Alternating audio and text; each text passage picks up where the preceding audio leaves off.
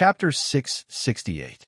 In a simple house on the outskirts of a city in the Holy Roman Empire, a large map was hung on the wall.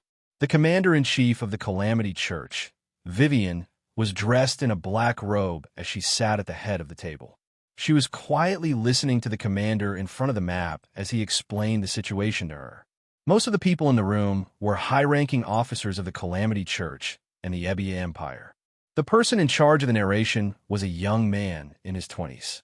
He wore the uniform of the Egyptian army, and there was not a trace of stage fright on his calm and resolute face as he spoke in front of everyone, explaining the overall situation of the war to everyone.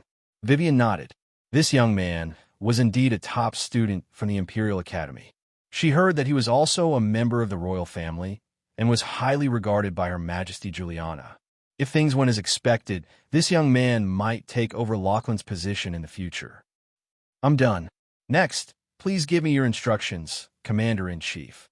The young man from the Imperial College of International Affairs briefly explained the situation, then retreated to the side with his hands hanging down. Vivian nodded with satisfaction. She stood up and was about to speak when suddenly, bang!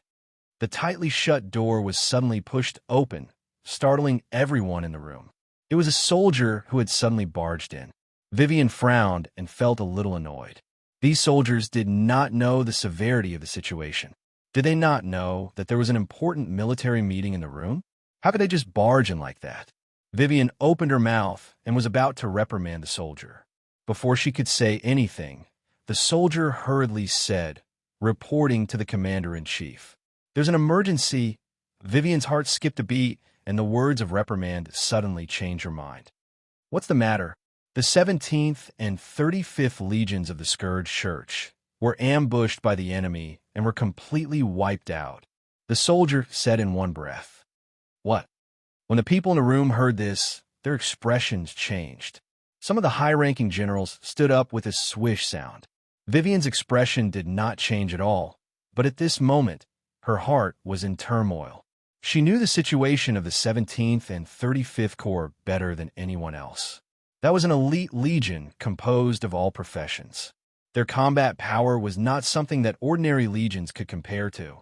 Even the soldiers of the legion could fight against 10, and it was a one-sided massacre against those ordinary legions. Apart from empires, it was extremely difficult for small and medium-sized kingdoms to raise such an elite army. Not to mention other things, just the recruitment of these professionals was an extremely troublesome problem. Fortunately, the Scourge Church's teachings were the core of the Church's teachings, and the teachings of necromancy were supplemented by the spread of necromancy magic. These necromancers were completely loyal to the Church, and in just a few short years, they had accumulated a great amount of power. Otherwise, it would have been impossible for such a powerful elite army to appear. However, 2 of such elite legions were wiped out at once. This was a huge shock to everyone. Was it the Holy See? Mother Vastris Kerr, these swindlers have finally made their move. Let's quickly assemble the army and crush them. Yes, let's fight to the death with them, until one of us dies. As soon as the soldier finished speaking, the room suddenly exploded. All the generals stood up with righteous indignation, each of them rubbing their fists and rubbing their palms. They could not wait to fight to the death with the Holy See. Silence! A soft voice was heard, but it was Vivian. Only then did the generals quiet down. The corner of Vivian's mouth twitched a few times. She took a deep breath and quickly calmed down. After thinking carefully, she realized that many things were not right. Annihilating 2 elite legions in one go, with the current strength of the Holy See, was probably difficult to achieve. If they had such strength, they would have sought out the main forces of the Scourge army long ago. Why would they sit and watch the cities of the Holy Roman Empire fall one by one? After thinking this through, Vivian felt even more strange. If it was not the Holy See, could it be the kingdom of magical beasts? Did the council really make a move? Only the magical beast army sent by the council would have such strength. Vivian slowly raised her head. Her beautiful eyes were filled with an ominous glint. She coldly shouted, "Who did it? It's a race that we have never seen before. Among them, there are many powerhouses from the sacred domain. Speaking of this, a trace of fear appeared on the soldier's face. He swallowed a mouthful of saliva. But according to some of the soldiers who escaped from the front lines, this unknown race seems to be the angels in the Holy See myths and legends. Angels. When everyone heard this, they were stunned. At the same time, they did not know whether to laugh or cry. Many people had heard of angels, but this was a creature that only appeared in the myths and legends of the Holy See. Would such a creature appear on the battlefield? Would it appear in reality? This was not a joke, right? If the Holy See had such ability, they would have unified the human world long ago. Don't think that they did not have such ambition. Ridiculous. What a joke. This is not true. It's a lie. Drag him out and kill him. After the soldier finished speaking, the room was in an uproar again. None of the generals believed the soldier's words. Many even thought that it was an excuse that the frontline army had come up with because they had lost the battle. Fabricating a lie because of a defeat was too vile. Commander-in-Chief Vivian's expression was uncertain. Unlike everyone else, she believed in the existence of angels. It was not strange for them to appear in front of her. What she found strange was, where did these angels come from? Could it be Vivian's heart suddenly tightened? She took a deep breath, passed down the order, informed Lin and Kay to gather immediately. Oh right, and Co-op. I almost forgot about him. Coop was the Earth Bear Cub that Shea had brought back for the other plane. The difference was that the bear cub back then was already an adult. At this moment, he had the strength of the sacred domain. He had become one of the strongest powerhouses of the Scourge Church. Yes, the soldiers stood at attention and said loudly. On the boundless plains, a bloody battle was unfolding. No, this was not a battle. It was a massacre, a one-sided massacre. Under the lead of the Angel Guard Captain Roddiwald and several angels from the sacred domain, the Holy Angel Guard Legion had slaughtered the Scourge Army and the Ebia Army until not a single soldier was left alive. There was a good show of chasing and chasing on the plains. The Holy Angel Guard Legion, which was relatively small in number, chased the hundreds of thousands of soldiers from the Scourge Church and the Ebia Army back like ducks. The soldiers who could not escape in time fell into a pool of blood. Under the lead of the angels from the sacred domain, the well-trained Angel Guard Legion was like an indestructible tank. The enemies fell like wheat being harvested. However, the Angel Guard Legion did not intend to let these people go. As long as they were still breathing, they would be purified. The purpose of the Legion of Holy Angels was to destroy all evil. The Angel Guard Legion interpreted this very well. An angel from the sacred domain looked at everything in front of him, crossed his arms, and sneered. He turned his head and said to Roddiwald, "Ha ha, Lord Roddiwald, you see, this army is really too weak. Compared to the war in the mortal plane, it's like a child playing house. I really think that it's too boring to destroy such an enemy." Roddiwald's face was gloomy. He did not answer immediately. Instead, he thought for a moment and said, "Don't underestimate the enemy. The undead army is still very strong. Not to mention how strong they are. The key is their terrifying number," Roddiwald said. His gaze naturally fell on the tall flagpole. It was a broken blood-red skull flag. Although the undead army had been defeated, this flag was still fluttering high and had not fallen from the beginning to the end. The blood-red skull flag. Roddiwald's heart skipped a beat, and the scene of the past appeared in his mind. He sighed slightly. It's a pity that the Scourge Legion that was famous in the mortal plane is gone forever. The current Scourge Legion is not the slightest shadow of the main battle army of the past. Roddiwald also participated in the battle in Omros 100,000 years ago. At that time, he was just a small swordsman. The valiance of the Scourge Legion was still fresh in his memory, especially that terrifying figure. Roddiwald's heart was still filled with fear when he thought about it.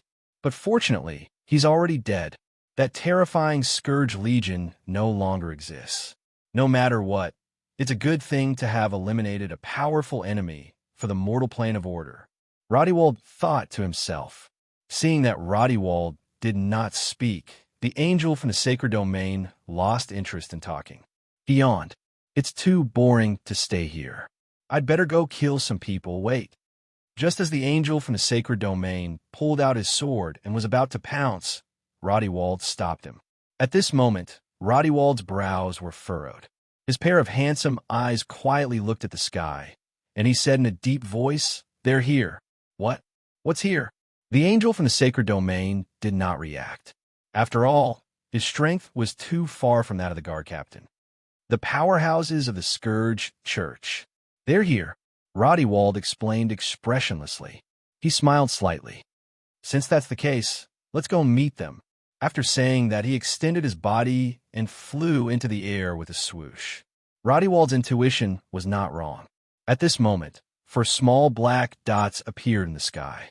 They were Vivian, D-Lin, Guy, and Co-op. They were rushing towards the battlefield. Apart from Vivian, the other 3 were all magical beasts. It had to be said that the Scourge Church was currently in a shortage of talents. There were too many soldier-level professionals, but there were very few master-level and master-level professionals. Apart from Ron, only Vivian had the strength of the sacred domain.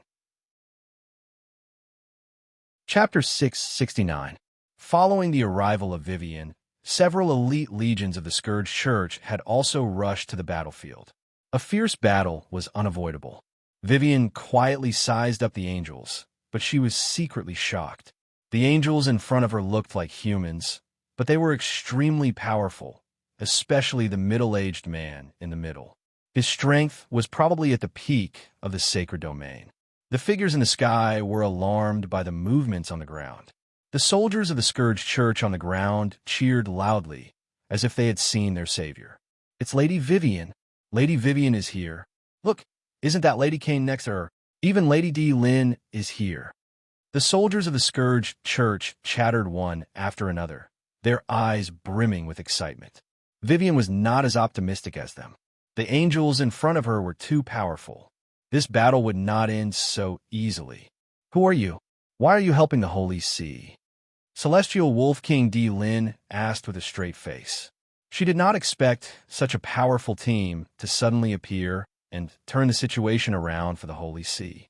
"We are the Legion of Holy Angels from the main plane of order," Roddy replied coldly. "The Legion of Holy Angels from the main plane." The expressions of the Scourge Church's experts changed drastically. They knew what the main plane meant. The powerful and vast main plane had countless vast territories. In comparison, the Noah continent was too small. Even if all the forces of the Noah continent were added together, they would not be able to compare to the Legion of Holy Angels. The relationship between the Holy See and the Legion of Holy Angels was obvious. Vivian did not expect that at the last moment of the Holy See's destruction, they would receive the support of the Legion of Holy Angels from the main plane.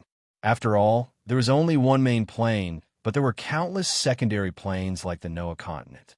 Under normal circumstances, the main plane would not interfere in the struggle between the secondary planes. The reason was simple. They cannot take care of all the secondary planes.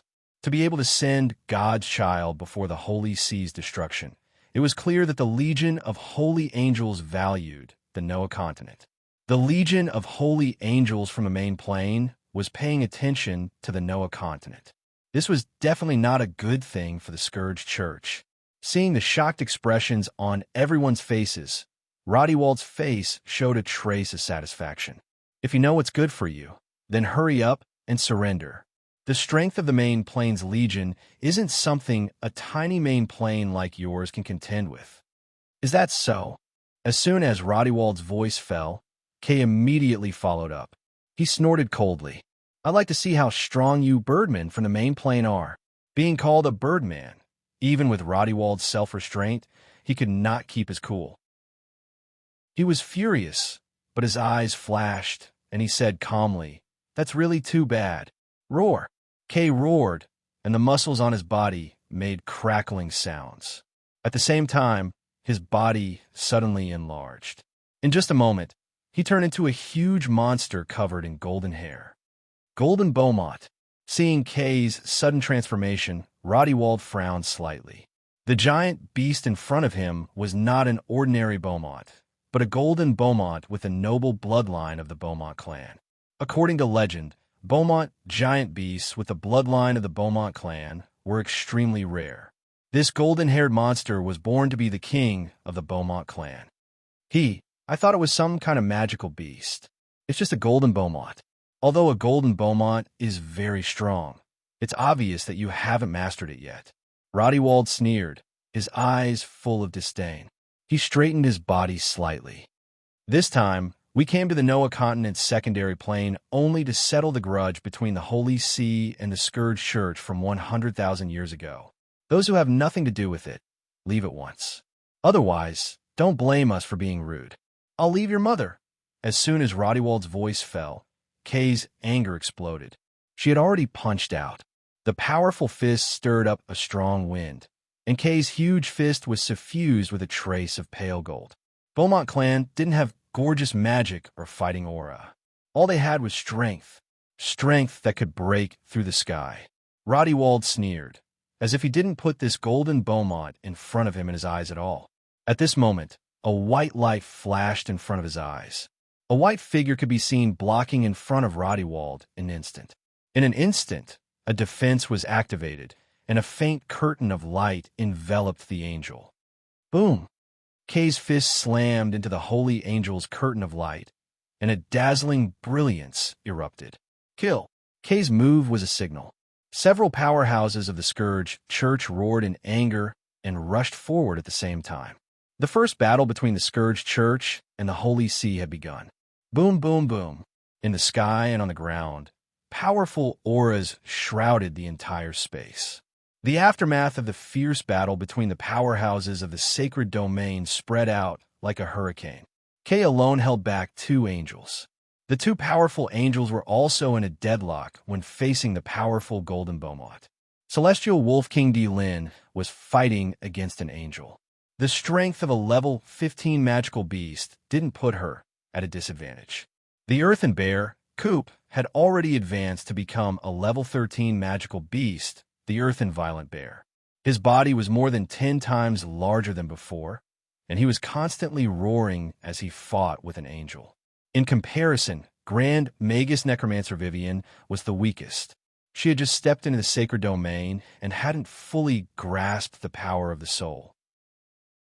The angels of the sacred domain countered all of her attacks in an instant. The arrival of the powerhouses of the Scourge Church boosted the morale of the soldiers. They roared and launched a counterattack against the army of holy angels. Abyssal Skeletal Dragon, Vivian chanted in a low voice. A huge abyssal skeletal dragon rushed out of the summoning array, roaring endlessly. Holy illumination! The angel of the sacred domain wasn't to be outdone. She raised her heavy one-handed scepter, and a holy light spilled out. It was as bright as the sun. Roar! The abyssal skeletal dragon, summoned by Vivian, let out a miserable howl. Under the illumination of the holy light, a large amount of green smoke came out of its body, as if it was being corroded. Vivian's expression changed greatly. In just an instant, the abyssal skeletal dragon she summoned was heavily injured, and its battle strength was greatly reduced. The female angel wouldn't let her off so easily. She waved her scepter and attacked Vivian, who had lost the protection of the abyssal skeletal dragon. Vivian's beautiful face turned pale, and she hurriedly retreated. You want to leave? Not so easy. The female angel's expression turned cold. The white wings on her back suddenly flapped, and a bright light appeared. She chased after Vivian. Roddy stood in the sky with his hands behind his back, smiling coldly. From the beginning to the end, he hadn't made a move. To him, these powerhouses of the sacred domain didn't have the qualifications to make this angel guard captain make a move. Fist of Heaven, the female angel who was chasing after Vivian shouted. She raised her white hand, and a huge beam of light blasted towards Vivian. White Bone Shield. Vivian gritted her teeth and summoned a huge white bone shield in front of her. Boom! A dazzling white halo shook the surroundings. The powerful power of Guangming was like a gale. Wherever it went, the undead were all turned into ashes. This is too powerful. The soldiers of the Scourge Church were dumbfounded. The strength of the angel was far beyond their imagination. In their hearts, she was regarded as a god, a peerless genius second only to Ron. Necromancer, sacred Magus Vivian, was actually sent flying by a single punch from the female angel. Chapter 670. Not far away, two figures of average height stood quietly in the void. They were a man and a woman, and their expressions were not very good. It's the main battle army from the main plane. The one who spoke was a male old man. He was dressed in a black robe and had long, straight eyebrows. His expression was dignified without being angry. He was the chief of the dragons, a divine powerhouse, the dark dragon R.A. Firth. Beside him stood Frigga. The Holy See is really influential to be able to invite the main battle army from the main plane. Frigga said in a low voice. She gritted her teeth. I really don't know why the high and mighty main plane would take a fancy to a small place like the Noah continent. Frigga turned her face. Chief, how should the council deal with this matter? Although Frigga was nominally the speaker and R.A. Firth was the deputy speaker, this was only nominally. In reality, whether it was the council or the dragons, everything was decided by R.A. Firth. R.A. Firth was silent for a moment. There's no hurry. Let's wait and see. Firth looked into the distance, a trace of worry flashing in his eyes. What I'm most worried about is that the main battle army from the main plane of the undead is also involved in this war. If that's the case, the Noah continent will be in danger. 100,000 years ago, the Legion of Holy Angels from the main plane of Order and the Scourge from the main plane of the undead had an earth-shattering battle on the Amros continent. The flames of war burned the entire continent, causing it to be on the verge of destruction. If the same thing happened on the Noah continent, Frigga pursed her lips. I believe that Lord Noah won't sit back and do nothing. As they spoke, dozens of streams of light flew from the far north, rushing in the direction of the battlefield. It's them, they're here, Frigga exclaimed. There was no mistaking it. The dozens of streaks of light in the distance were the divine angels that had descended from the mortal plane. Following behind them were the divine angel guards. They were advancing southward at an extremely fast speed. It was obvious that their purpose was to provide reinforcements. Frigga's expression changed. I'm afraid the Scourge Church is in trouble. Vivian struggled to get up from the ground. Wiping the blood from the corner of her mouth, she revealed a bitter smile. The difference in strength between her and her opponent was simply too great. At this moment, the angel had no intention of letting Vivian go. She raised her scepter, and a brilliant light erupted from her body, pressing down on Vivian. Lady Vivian, the soldiers of the Scourge Church felt their hearts clench. At this moment, Vivian was unable to dodge. Lynn, Kay, and Coop were all held back by the angels and couldn't come to their aid. It's over, Vivian screamed and closed her eyes in despair. Whoosh! Just as the angel's scepter was about to smash down, an arrow suddenly appeared out of nowhere. It accurately shot into the angel's abdomen at an extremely tricky angle, causing blood to flow out. Everyone was stunned. Even the leader of the divine angel guards, Roddiwald, put down his arms in front of his chest, his face full of shock. Others might not know, but Roddiwald knew that it was extremely difficult to break through the divine blessing defense on an angel without a certain level of strength. The strength of the attacker was not to be underestimated. Who did it? Not only Roddiwald, but even Vivian was curious. Who in the world had saved her at this critical moment? The female angel who was shot frowned. She reached out and pulled the arrow out of her abdomen. In an instant, the wound on her abdomen was as good as new. She narrowed her eyes and stared at a certain empty space in the sky, but there was nothing there. Come out, the female angel coldly shouted with a straight face. Her voice was so calm that it did not contain a trace of emotion. At this moment, the void throbbed, and a graceful dark green figure slowly appeared in the sky. Aurora! Vivian jumped in fright. The dark green figure in front of her was none other than the elven dark elf, Aurora. Aurora was quietly floating in the air with a pair of translucent snow-white wings behind her back.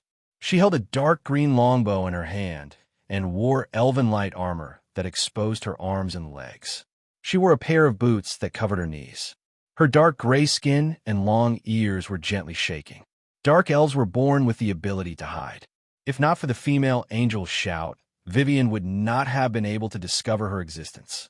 Vivian's heart was filled with shock. She was shocked by Aurora's strength. At this moment, Aurora was no longer a master archer, but a true powerhouse of the sacred domain. She was an elven archer with excellent archery skills. Aurora quietly stood in the air, coldly confronting the female angel. This arrow did not hit any vital points. Her goal was only to warn her. "Elf, why are you interfering in the matter between us and the Scourge Church?" At this moment, the female angel spoke. She only wanted to say that this matter had nothing to do with elves. However, her tone was full of arrogance, which made others feel uncomfortable.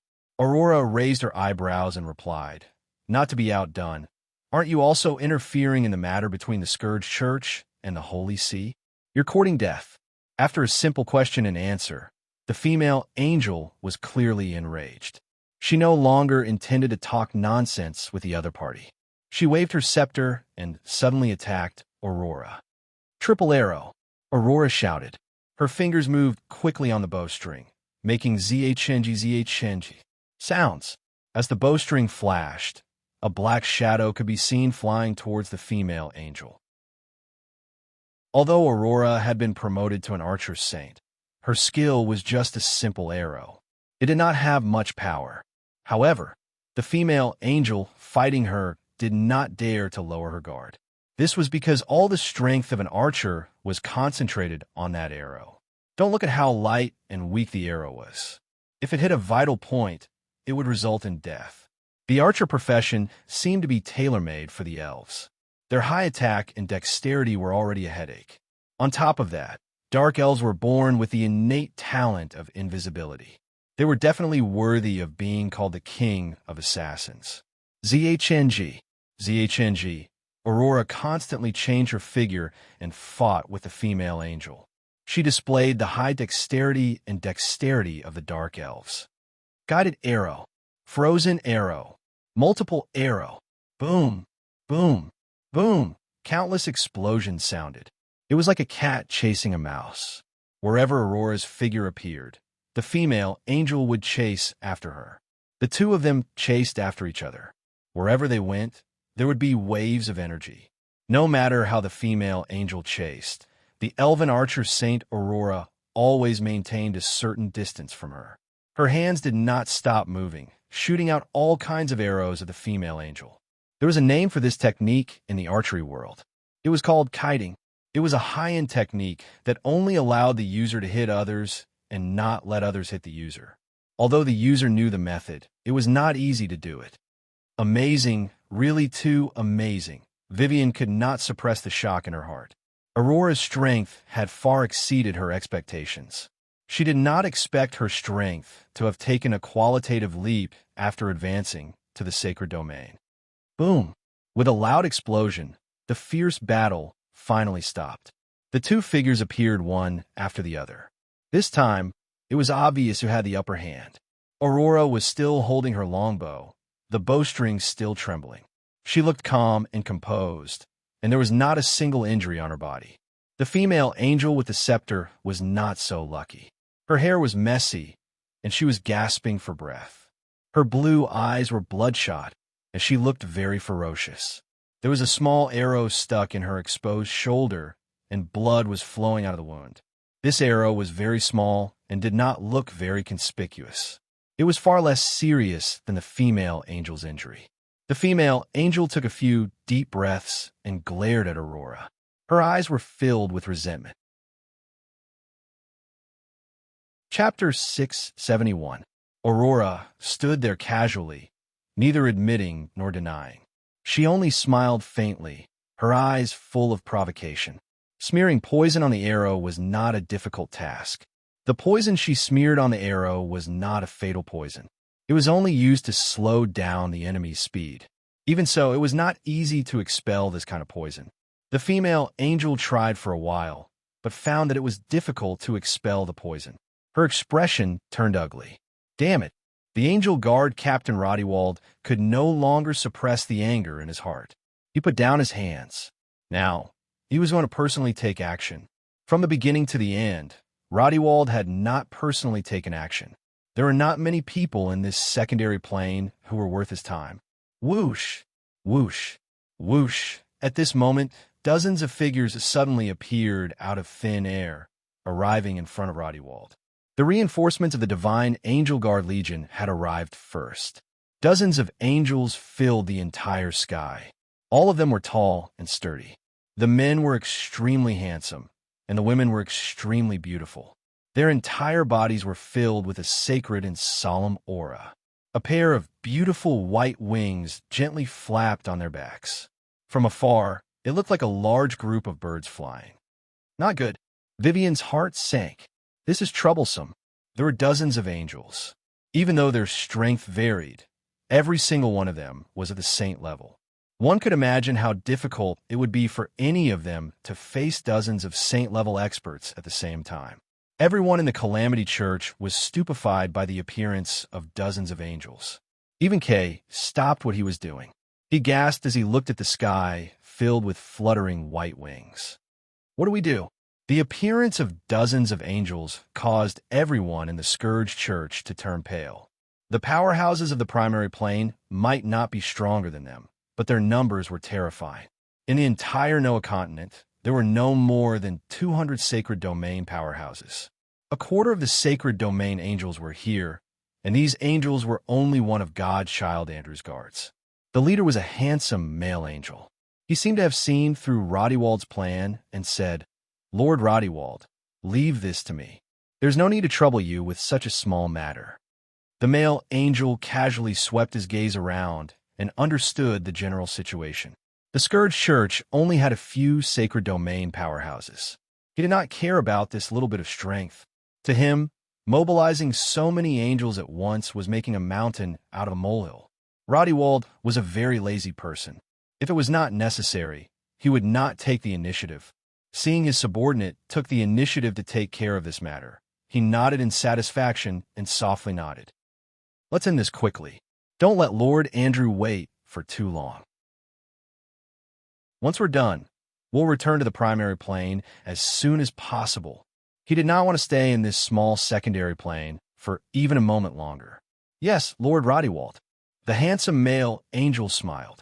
He knew that Lord Andrew's mission from the primary plane was to eliminate the evil here. He wanted to eliminate the power of the undead from the Noah continent and turn this place into the backyard of the Legion of Holy Angels. Therefore, Andrew could not let the Scourge Church go. What he wanted to do was to repeat what his father did 100,000 years ago. 100,000 years ago, the Scourge Church had the support of the Lich King, but now it was gone. Vivian, what should we do? D-Lin, Kay, Cooper, Aurora, and the others had already retreated to Vivian's side. D-Lin asked. Her face was pale, and her voice was trembling. The sudden appearance of dozens of sacred domain powerhouses had frightened everyone. Those who had not personally experienced it would not know what it felt like to be stared at by dozens of sacred domain powerhouses. Vivian clenched her teeth, her body trembling. In the face of absolute power, what could she do? She could not even defeat a single sacred domain angel, let alone so many sacred domain angels. The difference in power was too great. It was so great that she felt despair. Let's fight to the death. Vivian took a deep breath, her eyes filled with determination. She knew that even if she gave the order to retreat, the result would not change. These angels' goal was to destroy the Scourge Church. Where could they retreat to? Since that was the case, they might as well fight to the death. Yes, let's fight to the death. Kay roared. He had nowhere to vent his hot-bloodedness. To him, it did not matter how many angels there were. D-Lin also thought of this inside. She knew that there was no way out. Let's fight to the death. D-Lin's eyes flashed. When she was first involved in the conflict between the Scourge Church and the Holy See, she had already thought of this. This was also the reason why she left the Thousand Illusion Ice Wolf clan alone and came to the Scourge Church. Aurora's eyes were cold. Even in the face of such a terrible situation, she had no intention of retreating. formed the angel battle formation immediately. Rodewald could no longer remain calm. He gave the order to attack. Yes, the handsome male angel replied loudly. The dozens of angels seemed to have a tacit understanding. They formed a strange formation. A faint light constantly circulated, linking the power of the dozens of angels. Kill! The male angel roared. The dozens of angels attacked at the same time. An intense light shone in all directions. The light circulated. At this moment, a pillar of light shot out from the body of an angel, followed by a second, then a third. The power of the dozens of angels condensed into a single point, forming a white sphere that emitted a holy light. This white sphere spun continuously, growing bigger and bigger until it was as bright as the sun. Rodewald smiled. The combined power of the dozens of angels launched a brazen attack. This was the power of the angel battle formation. Under the effect of the powerful light sphere, anything that stood in its way would be reduced to ashes in an instant. At this moment, the light sphere had finished accumulating. Following Rodewald's order, the light sphere suddenly blasted towards Vivian and the others. It's coming. Vivian and the others were pale with fright. The dozens of angels attacked at the same time, surrounding them from all directions. There was no way to avoid the attack except to block it head-on. Whitebone shield. Defensive stance. Ice shield. Earth guard. The 5 sacred domain powerhouses activated their strongest defenses. Although they knew that such resistance was futile, some of them even closed their eyes in despair. The light sphere's power was too great. The air seemed to be burning, and the entire ground was overshadowed by this powerful light sphere. Just as everyone closed their eyes and waited for death, a sudden change occurred. Where the 5 sacred domain powerhouses of the Scourge Church were standing, the black soil quickly hardened as if it had a mind of its own. A huge black fog instantly spread out. Ka, ka, ka. The sound of something growing could be heard.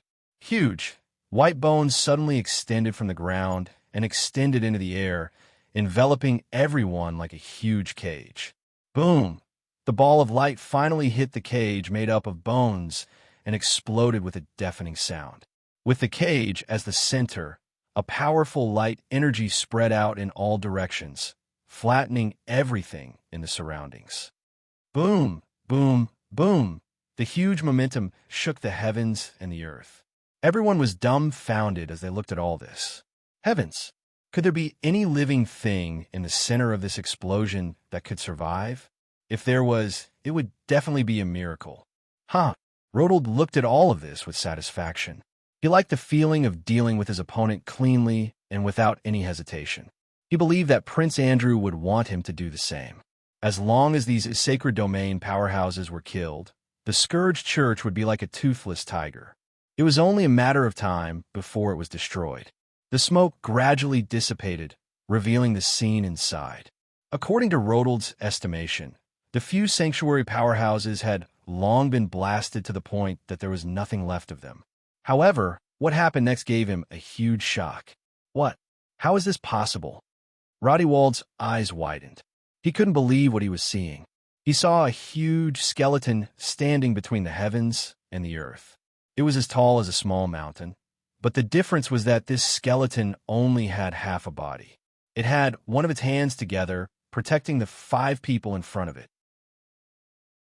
The dozens of light beams just now couldn't shake it at all.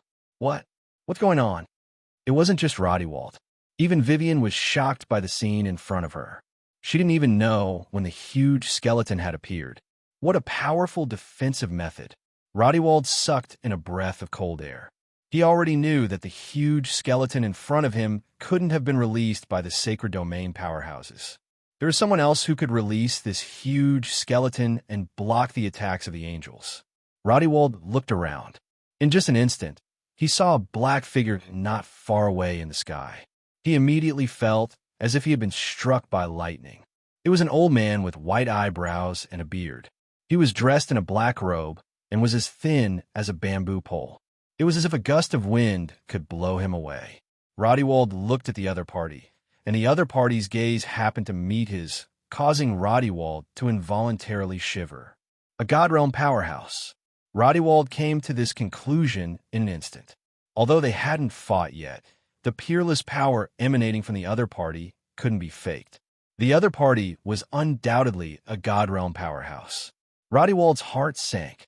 If the other party was really a Godrealm powerhouse, then the angel battle formation was completely useless against him. Even if it was, it wouldn't have much of an effect. Great Elder. Vivian also recognized the person who had come and cheered. Who else could it be but Great Elder Homelin? At the critical moment, Homelin rushed to the battlefield and cast the God-realm necromancy spell, Death Protection, to protect everyone. Chapter 672. We're finally back. In a high valley where snow was falling, two silhouettes stood on top of the mountain. It was a man and a woman. The man was thin and weak, while the woman was tall and strong. Yes, we're finally back. The one who spoke was a heavily armored Death Knight. She was Shea. She was quietly looking at the beautiful scenery of the mountains and rivers of the Noah continent. It felt as if a lifetime had passed. Needless to say, the one standing beside her was Ron. He was still wearing a simple black robe, but his eyes had a deep feeling. They were like the starry sky and the unfathomable sea. Compared to when they left the Noah continent, he had changed a lot. Returning to their hometown, the Noah continent, both of them felt relieved. Where are we going now? After a while, Shea asked. They had just returned from the Shu'Elan continent and did not know about the war between the Scourge Church and the Holy See. Where are we going? Ron pondered for a while and nodded. We'll go back to the Undercity first before we make any plans. Okay. Shea had no objections. At this time, she could not help but turn to look at Ron. Her heart was slightly moved. After half a year in the Shu'Elan continent, Ron had changed a lot. At this moment, his strength was not something Shea could guess. The current Ron was something that Shea could only look up to. Let's go. Ron was expressionless. He did not move much, but he waved his hand slightly. Pong! In an instant, the sky changed color. A powerful death aura stirred the clouds. An unparalleled aura descended from the sky and filled the entire space. Countless snowflakes were swept into the air. For a moment, the entire world was as cold as ice. The powerful aura filled the sky like a ferocious ancient beast, full of cold and murderous aura. At this time, the entire ground began to shake. Rumble, countless boulders fell. The ice that had not melted for tens of thousands of years fell on the hillside, causing countless accumulated snow to turn into a huge ball and roll down. Avalanche. For a mountain that had been covered in snow for 10,000 years, an avalanche was a huge disaster. Not only the mountain peak, but even the entire earth was trembling under this terrifying aura. Boom, boom, boom. The peak of the mountain suddenly exploded, as if something had broken out of its shell. A huge head suddenly drilled out of the ground, bringing with it an intense cold aura. It was the head of a super giant beast. The size of the super giant beast was far beyond anyone's imagination. Just its eyes alone were bigger than an adult's. Roar. The super behemoth roared. Soon after, its head and body slowly drilled out of the mountain peak, as if it had been born in the mountain to begin with.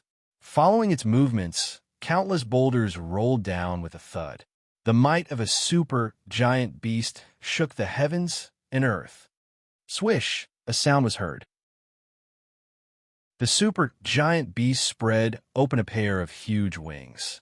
It was a pair of decaying bone wings, but this pair of bone wings didn't reduce its prestige at all. Instead, it made it famous. It was unknown how many experts had trembled in fear before this pair of bone wings. This was a frost dragon, an unimaginably powerful frost dragon. Its appearance was accompanied by coldness and slaughter. Its appearance brought death and fear to those who saw it. The frost dragon stood on the high mountain peak like a king looking down on the world. Compared to its huge body, the mountain peak under its feet was like a small throne. Roar! The frost dragon stood on the tall mountain peak and let out a long roar. The air within a radius of 10 miles around it instantly froze into ice, and the temperature dropped by more than 10 degrees, turning into a world of ice and snow that lived up to its name. It spread its wings and fanned a gale. The gale was mixed with ice and snow, constantly sweeping through the valley. Looking at the back of the frost dragon, Ron's eyes revealed a thoughtful expression. "Let's go," Ron said. His body floated up like smoke. In a flash, he landed firmly on the frost dragon's head. Shaya's body also flew up, and without any hesitation, he followed. Rodewald's face was a little pale. He did not expect the Scourge Church's God Realm powerhouse to suddenly appear. This caught him a little off guard. In the face of Homeland's frightening power, Rodewald did not dare to think that he was a match for him. Although he was at the peak of the sacred domain and was only half a step away from entering the God Realm, he understood that this half a step was the gap between them. The other angels were also motionless. They were also an intelligent race and knew that the other party's strength was not something they could contend against. Rodewald composed himself. He understood that in front of dozens of angels and tens of thousands of Holy See soldiers, it was impossible for him to retreat.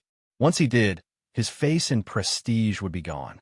He was not the only angel in the sacred domain who was at the peak of the sacred angel guard. Rodewald cleared his throat, looked at Homelin, and said, "Your Excellency is the Scourge Church's God Realm powerhouse? Great Elder Homelin?" He had learned from Pope that the only God Realm powerhouse in the Scourge Church was the Great Elder Homelin. Homelin did not answer his question. He stared coldly at Rodewald like an eagle, staring at him until he felt goosebumps. After a long time, he slowly said, "You are the legion of holy angels from the mortal plane?" Homelin did not know the relationship between the legion of holy angels and the sacred angel guard. He guessed that the legion of holy angels in front of him was the one that destroyed the Scourge Church 100,000 years ago. These things happened long after his death. Rodewald thought that if the legion of holy angels really came, how could he still be alive? Although there were not many God Realm powerhouses, there were at least 100 of them. Thinking of this, Rodewald smiled slightly. "That's right. We are the legion of holy angels from the mortal plane. Your Excellency Homelin, if you know what's good for you, you should quickly give up resisting, disband the Scourge Church, and kill yourself. You might even leave your corpse intact." Rodewald deliberately omitted the sacred angel guard. This army was only Andrew's personal guard and was far too inferior to the real legion of holy angels. Homelin did not comment on Rodewald's answer, and his face was expressionless. Rodewald took a step forward and proudly said, "Your Excellency Homelin, this time we came from the mortal plane to the Noah continent because of God's will.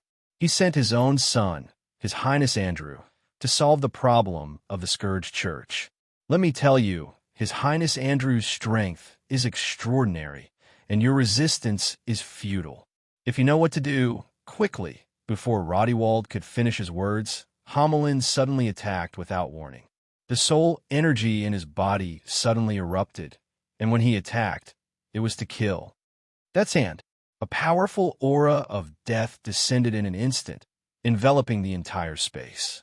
Within the black fog, a huge shadow of a hand that could destroy heaven and earth was formed, and it suddenly grabbed at Rodewald. Rodewald jumped in fright. Not good. Quickly formed the angel battle formation. With a whoosh, dozens of angels reacted in an instant, and powerful holy flames erupted from their bodies. The holy flames formed a powerful defensive technique, and like a curtain of light, enveloped everyone. Boom! The Death's Hand descended and grabbed the small curtain of light, suppressing it. Even the holy light became dim. Boom! Finally, the curtain of light could not hold on any longer, and it suddenly exploded. The defensive formation formed by dozens of angels collapsed at once. Boom! Boom! Boom! Dozens of angels fell like meteors, and they fell to the ground one after another, creating a large hole in the hard ground. White feathers scattered everywhere, and traces of blood floated in the air. Ugh! Rodewald finally could not hold on any longer, and he spat out a mouthful of blood. The other angels were also dispirited. They, who had been insufferably arrogant in front of the powerhouses of the sacred domain of the Scourge Church, finally tasted the bitter fruit. Pomelin was able to injure dozens of angels with a single attack. Such strength would have been enviable in any main plane. So strong, Vivian was completely stunned. She did not think that the strength of a divine Magus necromancer would be so strong. She thought that even if the Grand Elder rushed over, it would take some effort to deal with these angels. She did not think that the Grand Elder would be able to do it in such a short time. Lord Grand Elder, with regards to Homelin's strength, even a high-level magical beast like Kay could only look up to him. His eyes revealed an excited expression. Divine Necromancer. Rodewald's face was ashen. Knowing that the other party was a divine necromancer from the sacred domain, he had already dispelled any thoughts of counterattacking. According to legends, after a necromancer became a divine necromancer, their strength would take a qualitative leap, far surpassing other professions. Not to mention an angel battle saint like him. Even 100 angel battle saints added together would not be able to compare to a single finger of the other party.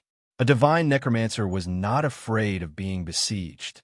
Facing such a powerhouse, Rodewald admitted that he was not a match for him. At this moment, he only wanted to escape. But just as he raised his head, his expression suddenly changed. Homelin moved again. He did not have the habit of holding back. Once he attacked, he would kill them all. Rather than injuring all 10 fingers, it was better to break one. Homelin did not know how many angels had descended from the mortal plane this time. At the very least, there would be one less if he killed one. Death withering. Homelin's eyes shone brightly as he activated his death energy once again. This time, his target was the heavily injured angels on the ground. At this moment, Rodewald was so regretful that his intestines turned green. All the sacred domain angels of the Sacred Angel Guard were here. He was afraid that they would all be wiped out in one fell swoop. If that was the case, even if he managed to escape, it would be difficult to explain to His Highness Andrew. At this moment, a ray of light suddenly appeared in the sky, streaking across the horizon like a meteor. The target of this ray of light was none other than Grand Elder Homelin, who was in the middle of casting a spell. Boom! The ray of light hit Homelin squarely. Homelin groaned and fell to the ground. Grand Elder Homelin. Vivian was greatly alarmed and could not help but shout. Chapter 673. At this moment, Rodewald's eyes lit up. This is His Highness Andrew. In the depths of the sky, a burly figure slowly appeared. It was a tall man with perfectly proportioned muscles and an extremely handsome face. Andrew's face was expressionless. He flapped his giant wings and stepped on the void as he slowly approached. Following him were several powerhouses of the sacred domain from the Holy See. Heron, Ivan, God Eli, and even the Pope came in person. As soon as the Son of God Andrew appeared, he was like an incomparably bright sun, causing all the experts present to dim in comparison. Andrew's figure slowly descended and landed on the ground. His expression was indifferent, and his whole body carried a terrifying might that suppressed everyone to the point that they could not raise their heads. His Highness Andrew. Rodewald ignored his injuries and quickly went up to greet him. At this moment, he looked like a rooster that had lost its feathers. He looked rather miserable. Yes, Andrew did not even look at him. With a wave of his hand, a white light spread out and suddenly exploded in the air, then turned into countless light spots and scattered. In an instant, everyone in the area covered by the light spots was healed. In addition to the dozens of sacred domain angels who were injured by Homelin, there was also the divine Angel Guard Legion that had been fighting before. Thank you, His Highness Andrew. Thank you, His Highness Andrew. The Saint Angels all stood up and thanked Andrew. In just an instant, Andrew had healed their injuries, and even their strength had been restored. Divine healing. This was the most powerful healing technique. Not only did it heal the injuries of the injured, but it also recovered their strength and even adjusted their bodies to their best state. At this moment, the angels were all in high spirits, as if they had been reborn from the fire. They stared at the sacred domain powerhouses of the Scourge Church, wishing that they could fight again. Pung! A cloud of black fog suddenly appeared. It was Homelin, who had been sent flying by Andrew's punch. Great Elder Homelin had returned. At this moment, his expression was gloomy, and blood was seeping out of the corner of his mouth. It seemed that he was injured. Homelin did not look too good. He had learned from his soldiers that the legion of holy angels from the main plane had descended on the small Noah continent. However, he did not know that there were powerful beings from the sacred domain among the people who had descended on the Noah continent. First Elder, Vivian and the others immediately went up to him. She was about to say something when Homelin waved his hand and stopped her. All of you, take your troops and retreat. Don't come over without my orders. Yes. Vivian knew what the First Elder was going to do. She was worried, but she also knew that there was no use for them to stay. As for the troops, they were even more useless. The Scourge Church's troops retreated in an orderly manner under Vivian's orders. There were many wounded among them, but unlike the Holy See, they did not have Andrew's divine healing to heal them. They could only return to drink health potions. Fortunately, the Scourge Church had produced a lot of health potions over the past few years. It was enough to support a large-scale battle. Andrew coldly watched the Scourge Church's troops retreat, but he did not give the order to pursue. His eyes were firmly fixed on Homelin. This was the key figure of the Scourge Church. As long as this person died, the Scourge Church would fall apart again and disappear into the river of history, just like 100,000 years ago. Andrew already knew from Pope that this person in front of him was the key figure to the revival of the Scourge Church. Of course, he would not let him go. All of you back off. Andrew's eyes were brimming with confidence as he faced the powerful divine necromancer in front of him. They were both powerhouses of the divine realm, but he was confident that he would win. This Pope's gaze was evasive. He stared fixedly at Homelin, as if he wanted to swallow him whole. He gritted his teeth. Your Highness Andrew, this is the Scourge Church's divine necromancer Homelin. He is not easy to deal with. I suggest that Pope did not continue, but his meaning was clear. There was no need to reason with the Scourge Church. Andrew's eyebrows were deeply furrowed, and a strong displeasure flashed across his face. Back off. It was not Andrew. Rodewald had already spoken. He knew Andrew's temper. Once he had decided on something, he would not change his mind. As the Son of God, Andrew had his own unique pride. This pride did not come from the special privileges he enjoyed because he was the Son of God. On the contrary, as the Son of God, Andrew put in more effort than others in his cultivation. This meant that his life was destined to be extraordinary. A genius was not scary. What was scary was a hard-working genius. It might only take a short time to go from being an apprentice to the sacred domain. Some geniuses might even take 20 or 30 years to reach the sacred domain, a height that others would never be able to reach in their lifetime. However, the sacred domain was only a starting point. Starting from the sacred domain, every step forward was incomparably difficult.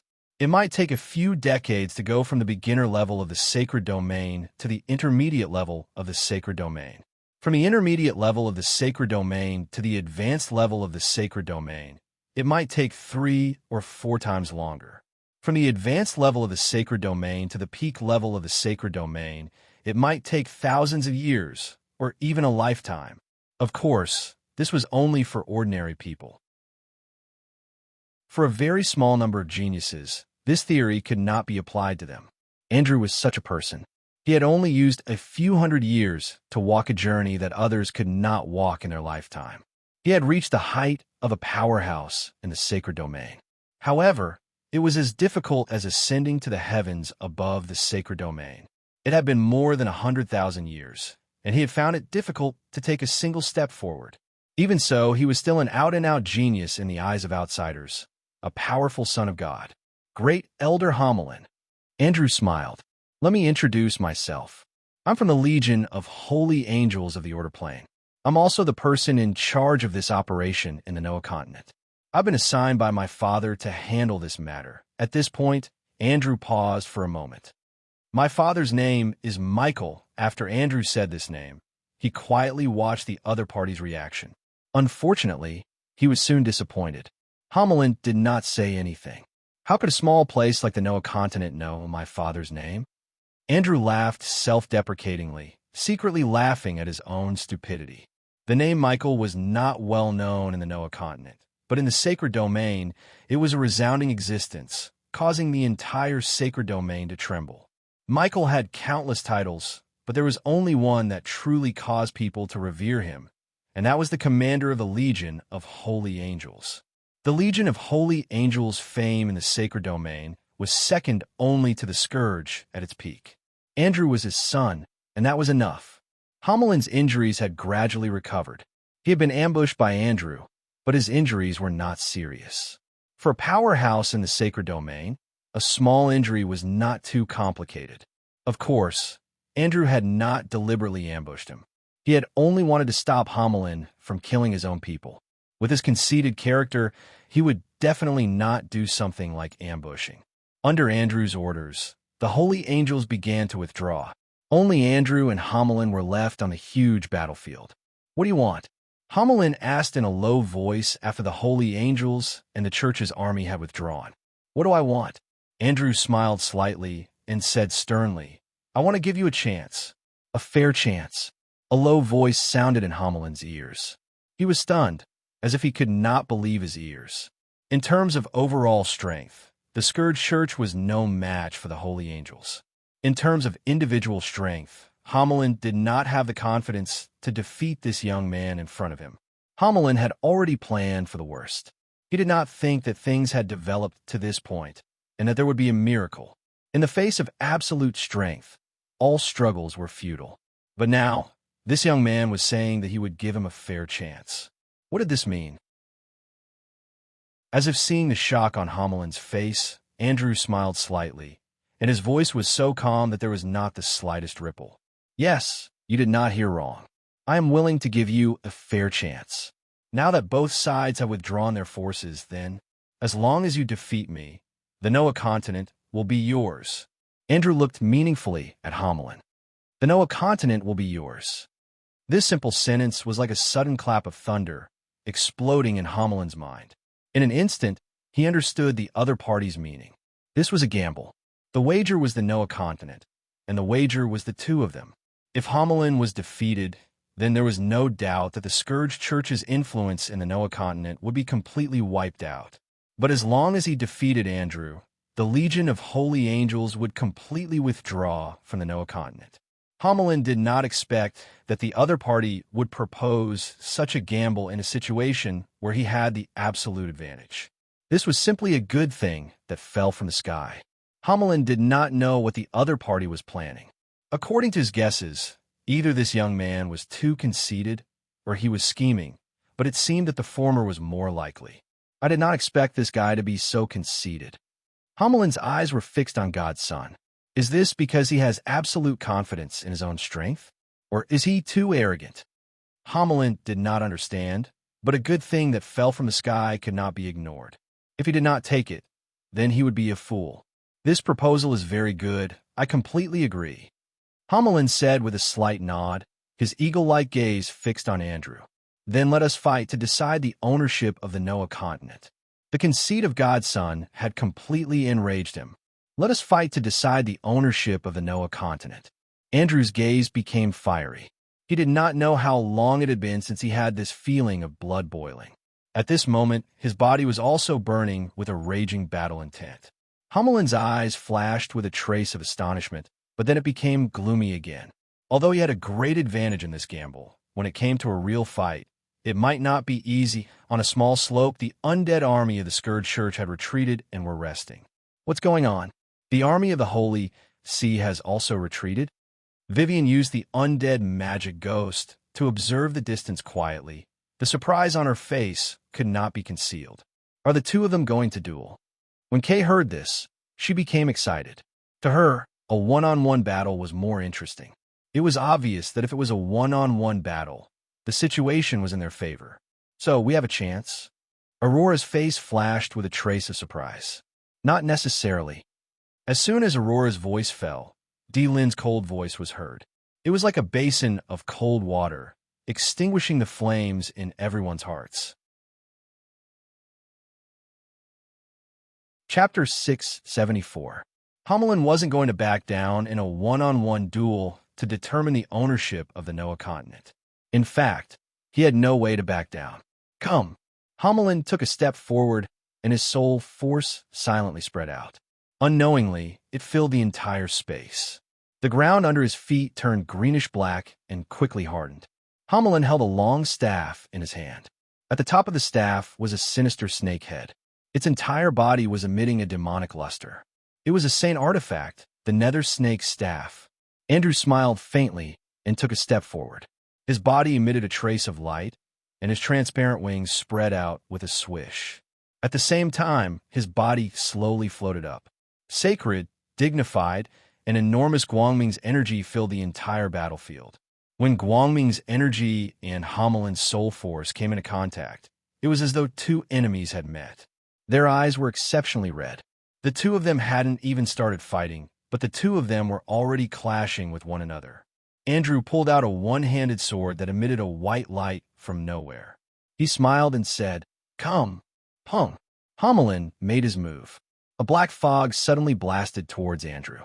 The black fog rotated intensely and arrived in front of Andrew in the blink of an eye. "Huh!" Andrew shouted, and the sword in his hand emitted a stream of light, cutting Homelin's black fog into two.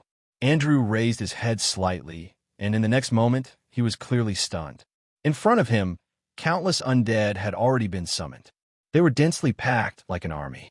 At a glance, there were probably more than 100,000 undead. Countless undead howled and charged towards Andrew. Interesting. Andrew wasn't alarmed. Instead, he was delighted. He smiled faintly, and a trace of excitement flashed in his eyes. The curtains of a war between divine realms had been raised, boom, boom, boom. Every time Guangming's energy and soul force clashed, it would cause a huge commotion between heaven and earth. Countless lights and shadows spread out and shot towards the sky like pillars of light. Countless souls were constantly circling in the air, letting out mournful cries. Andrew held the holy sword in his hand and wantonly killed like a tiger in a flock of sheep. All the undead were not his opponent. The skeleton warrior had fallen, the skeleton magician had fallen, the terror knight had fallen, the ghouls had fallen. As Andrew swung his sword, those skeletons melted like snow, emitting wisps of green smoke. They screamed miserably as they turned into puffs of green smoke and disappeared. Roar! A loud roar came from the sky. It was more than a dozen abyssal-bone dragons flying over. They opened their mouths and spat out a black flame dragon breath. The dragon breath was extremely corrosive. Before it even arrived, Andrew could already smell a strong stench that made him extremely uncomfortable. Holy spirits of the nine heavens, heed the ancient covenant and come to the other side of time. Spirits of the four directions, heed my plea. Andrew chanted quietly, his face full of solemnity and holiness, making people not dare to look up at him. God's guard, Andrew spat out the last syllable of the incantation. In an instant, a dazzling light burst out from his body. Andrew's wings spread out, making him look like a god of war in the sky. Boom! Dozens of black flames sputtered on Andrew's body, but they were blocked by an invisible light screen. The powerful black flame dragon breath actually couldn't harm him in the slightest. Homelin also didn't stay idle. He hid among the skeletons, constantly changing his figure and bombarding Andrew with all kinds of necromancy magic. But at this moment, Andrew only shone for a moment before he was drowned by countless skeletons. In the distance, both sides were already dumbstruck. They were all shocked by the strength of a God's domain powerhouse that surpassed everything in this world. Strong. Really too strong. Vivian had long been shocked to the extreme. When necromancy magic was cultivated to the God's domain, it was actually this powerful. At this moment, she deeply felt her own insignificance. Strength. I want even stronger strength. Vivian's eyes reddened. She clenched her fists and secretly swore in her heart. The hearts of the Scourge Church's people were heavy, as if a heavy stone was pressing down on them. This battle concerned their life and death, but they couldn't do anything. Powerhouses of the sacred domain were high and mighty existences in the eyes of the world, but a battle between God's domains wasn't something they could participate in with their meager strength. Sigh, Lin sighed softly. If only Ron was here. No one said anything. They thought that even if Ron was here, with his strength, he also wouldn't be able to do anything. All hope was entrusted to Homelin. If the Great Elder wins, then it's fine, but if he loses... Vivian thought of this and couldn't help but shiver in her heart. A trace of fear appeared on her face. Fortunately, Homelin didn't disappoint. From the beginning to the end, he always had the upper hand. The boundless sea of skeletons, coupled with the powerful abyss skeletal dragon, pressured Andrew to the point that he couldn't breathe. On another hillside, Rodewald and the rest of the Angel Guard Legion and the Holy See were also nervously watching. The Pope's snow-white beard danced in the wind. Do we need to help? Ernst swallowed a mouthful of saliva. He felt that the current situation wasn't optimistic. No need. The Angel Guard Captain Rodewald smiled and waved his hand. His Highness Andrew hasn't shown his true strength yet. The other angels only stood coldly. They didn't even look at the powerhouses of the sacred domain of the Holy See. Even the eyes of the Pope, who had a high status, were full of arrogance. At this moment, Andrew's situation had taken a turn for the worse. He was surrounded by countless undead creatures. In the sky, dozens of abyss skeletal dragons constantly roared and surrounded him. There were also bat-like gargoyles that densely filled the sky. On the ground, there was an army of skeletons that were as dense as ants. Countless skeletal archmages raised the bone staffs in their hands. The tip of the bone staffs constantly flashed, waiting for Homelin's order to attack like a storm. Homelin had already completed his encirclement of Andrew. In the dark aura of the undead that was like a canopy, the power of Guangming on Andrew's body became increasingly dim. His body was faintly shrouded in black fog, sealing off part of his power. Faced with the heavy encirclement of the undead army of tens of thousands, it wasn't that Andrew hadn't thought of breaking out. Unfortunately, he failed every time because there were simply too many undead creatures. Good. The Great Elder is indeed powerful. I'm afraid that Angel is in trouble, seeing that the Great Elder Homelin had gained the upper hand. The people of the Scourge Church who were watching the battle from afar cheered one after another. Their faces were brimming with excitement. Even Vivian, whose expression had always been tense, revealed a smile. In the distance, two figures quietly watched the battle in the sky, their brows tightly knitted. How terrifying! Frigga said in astonishment. Is this the power of a divine Magus Necromancer? It's indeed powerful, she then sighed. Even if I were to go against him, I'm afraid I wouldn't be able to gain any advantage. There are too many undead creatures. That God Realm powerhouse from the main plane is probably going to lose. Not necessarily. Firth said coldly. I've come into contact with God Realm powerhouses from the main plane before. None of them are simple. I believe that he must have an incredible trump card, His Highness Andrew. A trace of panic flashed across Pope Ernst's face. He turned to look at Rodewald. Sir Rodewald, is this still all right? If not for Rodewald's presence, he would have led the army of the church and charged over. He knew that if Andrew were to lose, the Holy See would definitely suffer. Faced with such a predicament, Rodewald was also somewhat worried. Anyone with a discerning eye could tell at a glance that the great Elder Homelin of the Scourge Church had gained the upper hand and had beaten His Highness Andrew to the point of being unable to breathe. Rodewald gritted his teeth. Let's wait a little longer. I don't think that His Highness Andrew will admit defeat so quickly. Andrew was heavily surrounded by the undead army. He held the holy sword in his hand and gently flapped his pure and holy wings. There was no expression on his face. Pretending to be calm, Homelin laughed coldly. He had been summoning undead creatures all this time just for this opportunity. What a pity. No matter whether you're the son of God or not, you will definitely die today. Even God won't be able to save you. Homelin's eyes shone brightly. He waved his hand, and the nether snake's staff emitted a demonic green light. The ferocious snake head seemed to come alive, its long tongue flicking continuously. Roar! Dozens of abyssal skeletal dragons let out a roar that shook the heavens and the earth. They simultaneously breathed out a breath of death dragon breath at Andrew. Dozens of black flames swept towards Andrew.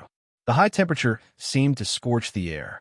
On the ground, Countless skeletal archmage trainers also moved. Countless blazing fireballs, ice blades, tornadoes, and other high-level spells were ferociously blasted towards Andrew in the sky. In an instant, tens of thousands of undead creatures launched their attacks towards Andrew. Their momentum shook the heavens and the earth. Faced with the attacks of tens of thousands of undead creatures, Andrew had no way of dodging it all. Homelin had even calculated every single blind spot. Chapter 675. Andrew was still unmoved by the powerful attack that was like a mountain pressing down on him. He sneered softly. "Not bad. You really have some tricks up your sleeve." Andrew stared intently at Merlin, the corners of his mouth curling up slightly. This guy is much stronger than many of the powerhouses of the divine domain on the mortal plane. However, this kind of strength is far from enough to kill me. Andrew mumbled. Andrew murmured.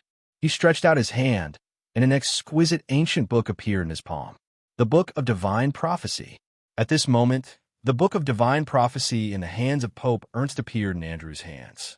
The Book of Divine Prophecy was a gift bestowed by the head of the Legion of Holy Angels, Michael, to the first Pope of the Holy See, Antonio.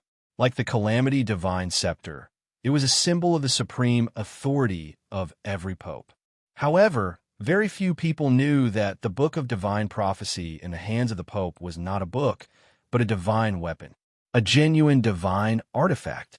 Facing Homelin's earth-shattering attacks, Andrew finally used this divine weapon. The golden pages of the book were suddenly opened, and a faint golden light burst forth. At this moment, Andrew's eyes turned faint golden, and his entire body was filled with a sacred and solemn aura. God said, "Let there be light." God saw that light was good, and separated light and darkness. Light represents fairness and justice, while darkness represents filth and evil. Where the sun shines, darkness has nowhere to hide. In the air, Andrew ignored the attacks of tens of thousands of undead and softly chanted. His voice grew louder and louder, and at this moment his eyes shone brightly. He spread his wings, and light shot out in all directions. Boom! The entire sky seemed to be on fire, and the light of the Book of Divine Prophecy enveloped the entire space. In an instant, everyone seemed to have been blinded, unable to open their eyes. This light, quick, close your eyes, or you'll go blind. The onlookers were all shocked by this light, and they all closed their eyes. The powerful force caused the entire world to tremble. Divine weapon. This was the power of a divine weapon. It was as dazzling as the sun. Boom! The radiance on Andrew's body rose to its peak and then disappeared with a swoosh. Everything returned to its original state. Everyone was stunned. They looked at everything in front of them as if they couldn't believe their eyes. Disappeared. All the undead creatures besieging Andrew disappeared under the illumination of the holy light, as if they had never appeared. The abyssal bone dragons, terranites, gargoyles, skeleton archmage, and the tens of thousands of undead creatures that had surrounded Andrew were all annihilated. Without exception, they turned into a cloud of green smoke and disappeared into the air. The entire world became empty. Andrew held the sacred sword in one hand and the prophecy book in the other. His expression was still indifferent, as if he had done something insignificant. At this moment, a smile appeared on his face. The situation had taken a sudden turn for the worse. With the appearance of the Book of Divine Prophecy, the tables had turned. No one in the Scourge Church dared to accept this reality. Homelin was defeated. He had been utterly defeated. The countless undead creatures that he had summoned were nothing more than a joke in front of the powerful divine artifact. Vivian trembled all over. She truly felt the fear of death. No, impossible. It's not like this. Vivian's heart was bleeding. She had realized what failure meant. Failure meant that no one could stop the Holy See. Under the leadership of the Son of God, in front of her, the Scourge Church would be destroyed once again. Since the Scourge Church had developed until now, countless believers had put in a lot of effort. Now, their actions would become evidence of supporting heresy, and they would pay the price with their lives. Not a single one of them could escape. "We're finished." Dealing closed her eyes in sorrow. On the other side, the people of the Holy See heaved a huge sigh of relief. Smiles appeared on their faces. "I've lost." Homelin's face was ashen. At this moment, he seemed to have aged a few decades in an instant. His whole body became hunched, and the calm and composed demeanor from before had long disappeared. He now looked like an ordinary old man. Silence. Silence. The entire battlefield fell silent. It was as if a needle had fallen to the ground. Although they already knew the result of the battle, they were still stunned when they heard Homelin say those words himself. Great Elder Homelin of the Scourge Church actually admitted defeat. Frigga murmured. Everything in front of her seemed to have overturned her understanding. In her opinion, Homelin's strength was already at the peak of its peak. Even she would not dare to say that she could win easily. However, in front of that angel, he was defeated in just a moment. It was a crushing defeat. Even his struggles seemed so powerless. Firth Rand did not speak. He did not feel any joy in his heart. On the contrary, he was aware of a deep crisis. He could not help but ask himself a question. Even Homelin was defeated by an angel from the domain of the gods from the main plane. Then, in the council, who could stop this killing god? In the end, perhaps the entire Noah continent would become the world of the Holy See. This was not something they wanted to see. Thinking of the legend of the Scourge Church from 100,000 years ago, Firth Rand's expression turned ugly. "Very good." Andrew smiled and said, "You are the most powerful necromancer I have ever seen. If I did not have the Book of Divine Prophecy, it would have been very difficult to defeat you." As he spoke, he slowly raised the holy sword in his hand, his azure eyes firmly locked onto the black-robed Homelin. "I like straightforward people. As a reward, I can leave your corpse intact. Speak, great elder of the Scourge Church. Do you have any last words?" Homelin's body trembled violently. He stared fixedly at Andrew, his body slowly descending. He was very unwilling, but he had no choice but to accept the reality in front of him. In the face of powerful strength, all struggles were futile. Even if he fought with Andrew again, the result would be the same. Homelin took a deep breath and calmed himself down. Then he heard a clang sound as the nether snake staff in his hand was thrown to the ground, making a crisp sound. Merlin sighed and shook his head. He glanced at Andrew and hesitated for a moment. "Your Highness, Andrew, I have lost. If you want my life, you can take it. But before I die, I hope that the noble Your Highness Andrew can fulfill a request of this sinner." Homelin tried to be as humble as possible. He knew that the fate of himself and the Scourge Church was in the hands of this young man from the main plane. "Sure, as long as your request is not unreasonable." Andrew's expression was very calm, but the holy sword in his hand was still pointed at Homelin, not relaxing for a moment. "Yes, Your Highness Andrew, I only have one request." Hearing this, a trace of hope appeared in Homelin's eyes, and he slightly straightened his back. "Your Highness Andrew, I hope, after you kill me, you can let go of the Scourge Church." "What?" Chapter 676. "No." Andrew rejected Homelin's words without hesitation. He had come to the Noah continent to destroy the Scourge Church. What would happen if he killed Homelin and left the Scourge Church behind? If he could not complete the mission, he would only be condemned by his father when he returned to the main plane. Andrew was not that stupid. Homelin's mouth twitched a few times, and his face revealed an extremely unwilling expression. He knew that this was an extremely naive request, and that the other party would never agree to it. However, he had no other choice but to say it. Despair hung over the heads of the Scourge Church like a cloud. They knew that they could escape for a while, but not forever. The Scourge Church's defeat was a foregone conclusion. It was not something that could be salvaged by human strength. At this moment, Homelin's heart was filled with regret. If he had known this would happen, he would have learned the skill Summon Frost WRM. However, he had been too impatient. He had just been promoted to the Divine Realm, and had not even stabilized his strength before impatiently starting a war called revenge. If he had summoned the most powerful undead creature, the Frost WRM, he might have had a chance of survival in the battle with Andrew. Homeland's eyes stared fixedly at Andrew. If I could summon a frost WYRM, the one who would die today would definitely be you. Are these your last words? Very good. I heard you. Andrew laughed loudly, but then he stopped laughing and said calmly, Unfortunately, you won't have a chance. Andrew smiled. Even if you really did summon a frost WYRM, you won't be a match for me. After saying this, he opened his eyes, and his eyes shone brightly. Die. The holy sword emitted a dazzling white light, turning into countless ribbons that rolled down on Homelin with a terrifying momentum. Homelin sighed slightly and closed his eyes to await his death. Great Elder. The eyes of the scourged church members cracked open. They could only watch helplessly as the long sword in Andrew's hand slashed down, but there was nothing they could do. The difference in strength between them and Andrew was too great. Pope and Ernst finally smiled victoriously. However, the next moment, his smile froze on his face. In the sky not far away, a huge figure suddenly appeared, accompanied by a heart-trembling roar, pouncing over. What's that? Ernst only managed to say a few words before he was completely stunned. This was because he saw that his own hand, that pale and weak hand, had at some point in time a layer of frost had condensed on it. It was like a mirror reflecting a white light. The cold wind was bone-chilling. Ernst's body trembled involuntarily. Roar.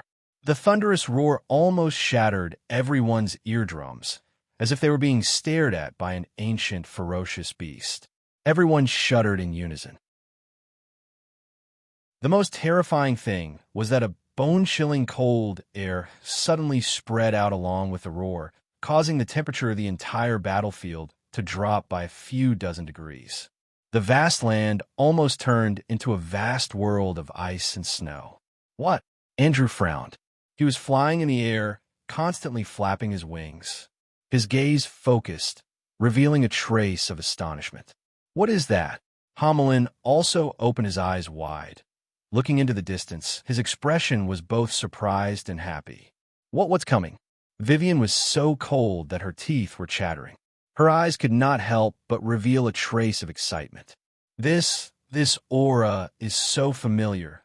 Although Vivian did not know what was going on, the aura that came from afar revealed a sense of familiarity. That's Ron. Aurora had already felt it. If that terrifying aura was not Ron, who else could it be? It can't be. Ron, how is that possible? Delin could not help but be moved. His aura. How can it be so powerful? Pung, pung, pung. The powerful aura from afar floated over. When it appeared in the sky above the battlefield, everyone was stunned. That was a super huge creature that looked like a dragon. It had several pairs of horns, huge wings spread out, covering half the sky. Its entire body was emitting a bone-chilling aura.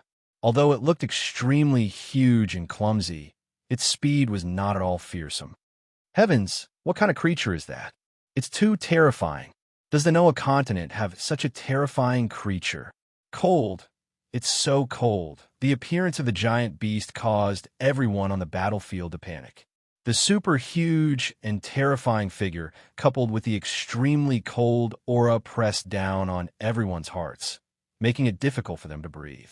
At this moment, the temperature on the battlefield had already dropped to the freezing point. The air that was exhaled instantly froze into ice shards. Dragon. That guy's a dragon, right? The dragons have finally made their move? Kay looked at the super huge beast in the sky, a trace of excitement in her eyes. No, that's not right. It's not a dragon. Vivian's entire body was trembling. She was so overwhelmed with joy that no one heard what she said next. Firth and Frigga in the sky were extremely shocked. They knew in their hearts that the terrifying creature in front of them was definitely not a dragon. Even if it was, it had nothing to do with them dragons.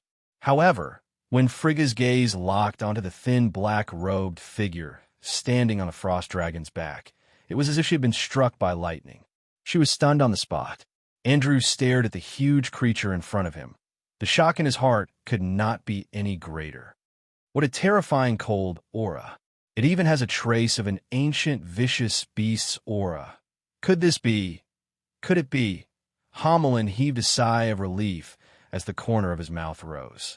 It was obvious that he already knew what had come.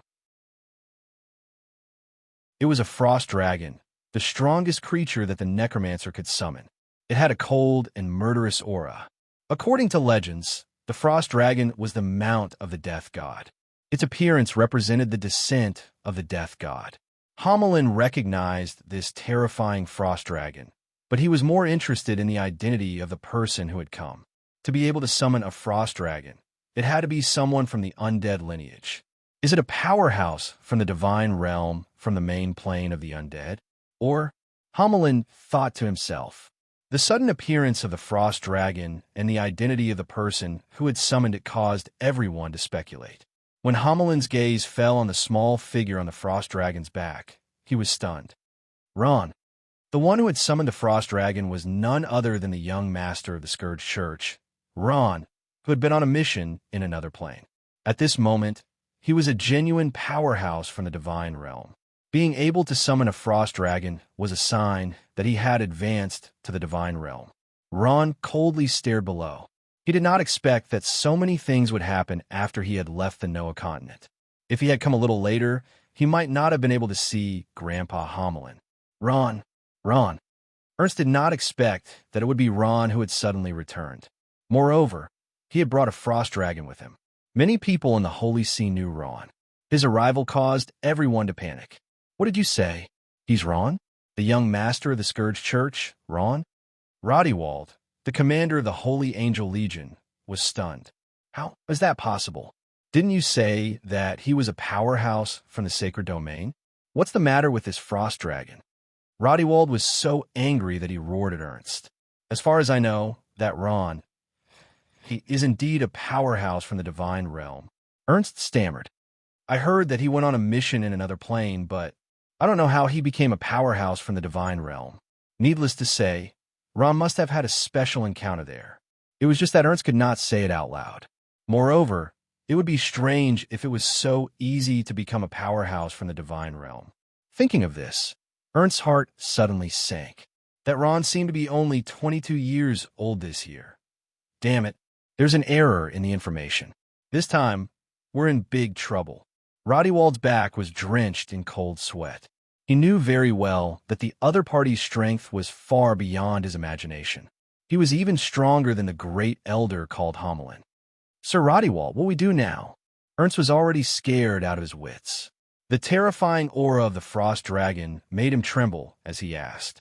We can only place our hopes on Sir Andrew.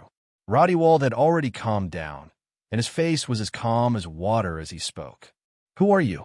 After the initial shock, Andrew had also calmed down. He sized up Ron and said indifferently,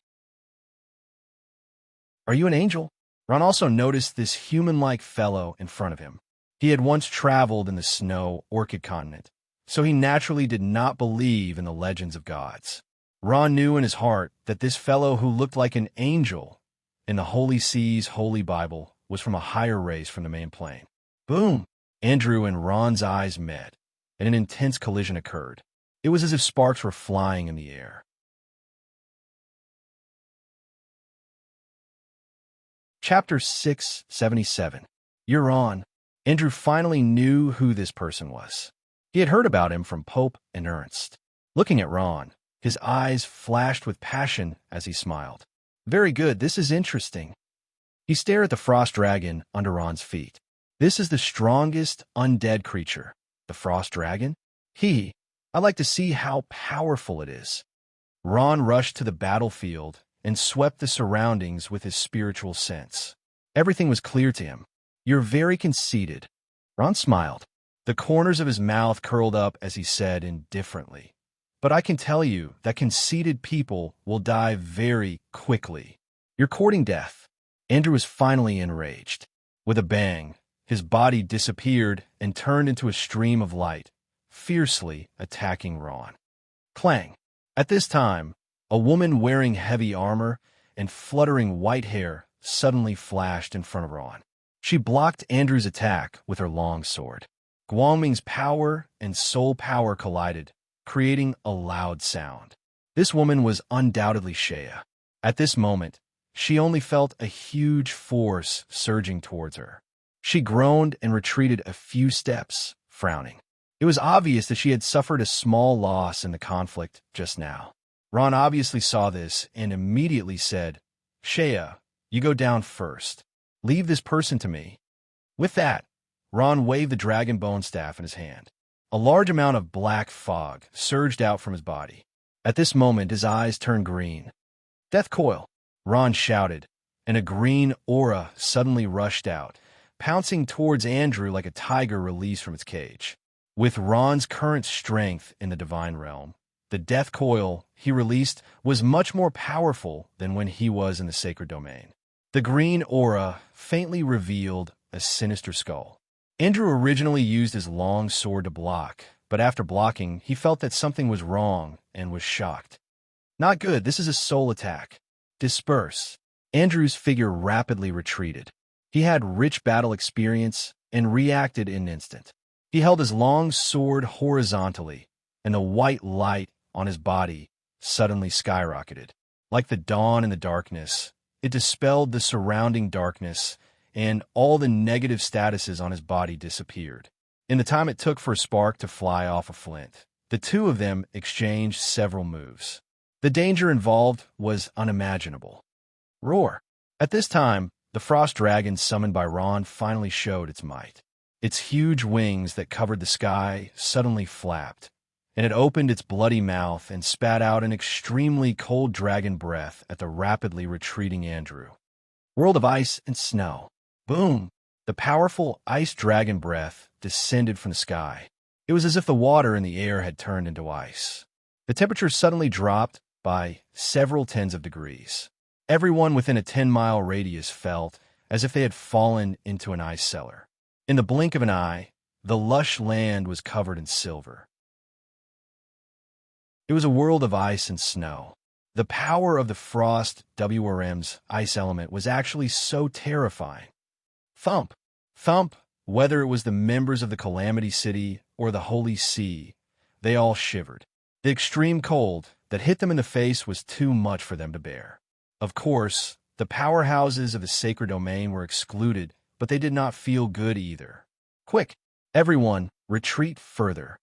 At this time, Shea had already flown down and said hurriedly. Although they were standing far away, in Shea's eyes, they were still too close. If they were not careful, they would be affected. Shea had been with Ron all this time. She had watched Ron ascend to the God realm, so she had a deep understanding of the terror of the frost dragon. Vivian had just lifted her leg when she felt a slight stagnation. Her expression changed slightly, and she immediately shouted, "Yes, pass down my order, retreat another 10 miles." The Scourge Church was very fast. After receiving Vivian's order, they immediately retreated. However, the order was issued a little late, and many people were frozen stiff. "Grandpa Homelin, are you all right?" Shea asked with concern as she supported Homelin. Homelin carefully stared at Shea for a while, then looked at Ron, who was crazily fighting with Andrew in the sky. He nodded excitedly. "Good. Very good. I didn't expect Ron to ascend to the God realm. Now there's hope for the revival of the Scourge Church." Ron's ascension to the God realm was a very obvious sign. Homelin understood what a God realm powerhouse meant to the Scourge Church. The two God realm powerhouses of the Scourge Church made the other members of the council pale in comparison. After all, the strongest dragons in the council only had two God realm powerhouses. Even Shea had stepped into the peak of the sacred domain. How could Homelin not be excited? "Sister Shea." At this time, Aurora called out. She blushed and lowered her head. "Aurora." Hearing this voice, Shea was slightly stunned at first. Her expression then became surprised and happy. She quickly rushed up and grabbed Aurora's hand. "Aurora, when did you get here?" "I just ascended to the sacred domain. I'm here to help Ron," Aurora said softly. She looked at Shea with a complicated expression. She was only a beginner in the sacred domain, but Shea was already a peak powerhouse in the sacred domain. However, this wasn't what surprised her the most. What surprised her the most was Ron. She didn't expect that when they met again, Ron would already be a God realm powerhouse. Back then, this necromancer, who was even weaker than her, had become a Sanctuary Realm powerhouse in just a few years. On the other hand, she, who was hailed as a genius by Undine, was only a Sanctuary Realm powerhouse. This made Aurora, a proud elf, feel somewhat disappointed. I really don't know how this guy cultivates. Aurora looked at the sky and thought fiercely. If Ron was standing in front of her, Aurora couldn't wait to bite him. It's good that you're here. It's good that you're here. Shea didn't know about Aurora's unwillingness to admit defeat and said with a smile. The Holy Sea also began to retreat. They were also afraid that with their low strength, they would be involved. Boom, boom, boom, black fog and light intertwined. Souls and long swords collided, creating a series of sparks. Those who hadn't fought the Frost WYRM personally wouldn't be able to understand the horror of the Frost WYRM. That extremely cold aura, not to mention getting close, even touching it would turn it into ice. In front of the Frost WYRM, any city's defense was so fragile. The extremely cold dragon breath was enough to freeze all the defenses of a city. Even someone as strong as Andrew, the son of God, was forced into an extremely difficult situation by the Frost WYRM. Due to the bone-chilling cold, the speed that he was most proud of was greatly reduced. In the distant sky, R.A. Firth and Frigga had been paying attention to the battle between the Scourge Church and the Holy See. It could be said that the battle between the two had gone far beyond the control of the Council. For the first time, they felt that the powerful Council was so powerless. The Frost WYRM that Ron summoned is very strong. R.A. Firth took a deep breath, deep fear flashing in his eyes.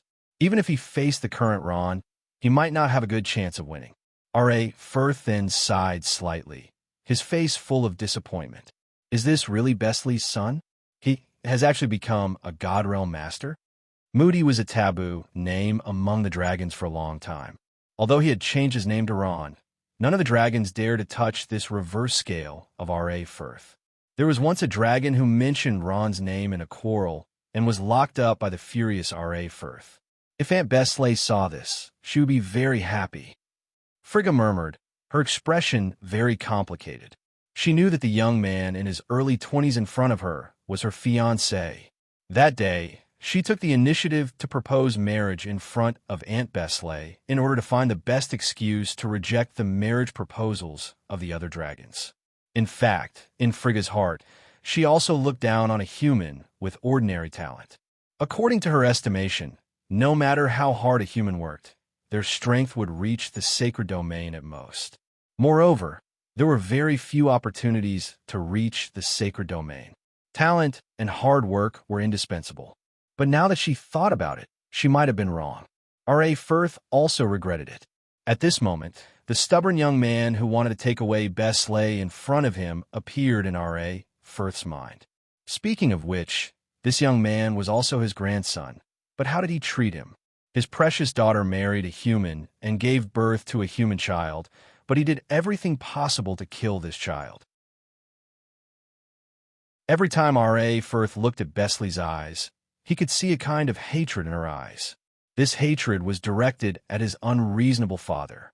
At this moment, R.A. Firth finally understood that whether it was a human or a magical beast, this Ron was still Bustly's child. Black fog filled the air, sword chi crisscrossed, and countless lightnings streaked across the void. The earth trembled, and the sky collapsed. The battle between the powerhouses of the sacred domain caused the world to change. Not to mention the earth, the sky, and even the surrounding space were torn apart. At this moment, the battle between the two had reached its climax. The space where the two of them fought had become the Death God's forbidden zone. Swoosh! Andrew's perfect figure flashed out in the air.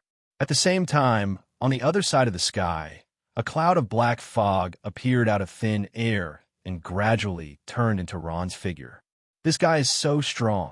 After a short exchange of blows, Ron already understood Andrew's strength. His fighting style was broad and unrestrained. His attacks might not be fatal, but they were flawless. Ron knew that an opponent with such a firm mind and valiant strength was the most difficult to deal with. This angel's strength was even stronger than that demon he had met on the Shu'Elan continent. Ron and Andrew coldly looked at each other. Although they had temporarily stopped fighting, it did not mean that they had stopped fighting. The momentum and killing intent in their hearts did not decrease at all. "You are very strong." At this time, Andrew slowly opened his mouth. "To be honest, before I came here, I never thought that the Scourge Church would have such a person. What surprised me even more is that you are still so young." As he spoke, Andrew's eyes revealed an intense, killing intent. With his eyesight, he could naturally see Ron's true age. He was only 20 years old. To him, he was just a child. He was already a God-realm powerhouse in his 20s. Such talent, even the main plane, would make him a genius that was hard to come by in 100,000 years. It was no wonder that Andrew's face revealed killing intent. The undead branch of the Scourge Church had such a talent, so he had to kill him. What was even more foolish was that these old fellows of the Holy See had allowed him to grow to such a level. Ron didn't say anything. He slowly calmed down the rapid aura in his heart and quietly waited for the next wave of storms to descend. However, Andrew smiled slightly. Suddenly, his eyes flashed and his killing intent surged. "No matter how much of a genius you are, you will fall in my hands. Because I am the noblest angel, the most powerful child of God. Wake up, young man." Andrew shouted and raised his long sword high. A pair of beautiful white wings spread out on his back, emitting a dazzling light. A Sanskrit sound appeared like the sound of nature, filling Andrew with a holy and Guangming aura. "Guangming sword."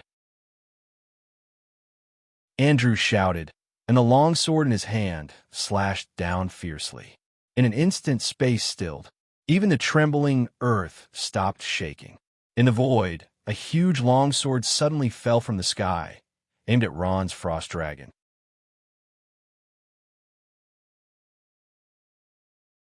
Chapter 678. Boom! The powerful sword energy burst out in a stream of light, spreading to the surroundings at an extremely fast speed. Roar! The frost dragon was in pain and suddenly let out a loud roar. Powerful frost energy spread out in all directions, bouncing Andrew far away. How can this be? At this moment, Ron's heart trembled, because he saw a large opening from the shoulder to the abdomen of the frost dragon. Thick black fog was frantically seeping out from within, and the remnant power of Guangming was greatly reducing the black fog. In just one move, the frost dragon had been heavily injured. What a tyrannical sword! Ron couldn't help but be shocked. He was well aware of the frost dragon's powerful defense, and the opponent's sword had actually heavily injured the frost dragon. It could be seen that the power of the sword was extremely strong. If another sword attack came, his frost dragon would probably be destroyed. Summoning another one would consume a large amount of soul energy, and even a divine realm expert like Ron would not be able to bear it. However, the frost dragon was indeed the strongest undead creature. In just a short while, it had sealed its wound with ice, and then it recovered at a speed visible to the naked eye. Andrew was similarly shocked. He had used almost 80% of his strength in that sword attack, but he had only been able to heavily injure the frost dragon and had not been able to destroy it. Legend had it that necromancers were extremely difficult to deal with, and divine necromancers who had reached the divine realm were even more difficult to deal with. In the wars of the main planes, a powerful divine necromancer could usually resist several divine realm experts. It seemed that the legends were not false. Looks like they're evenly matched. In the distant sky, Frigga and Firth Frigga were quietly floating. A gentle breeze blew past Frigga's pretty face, and her long hair fluttered in the wind. I wonder who will win in the end.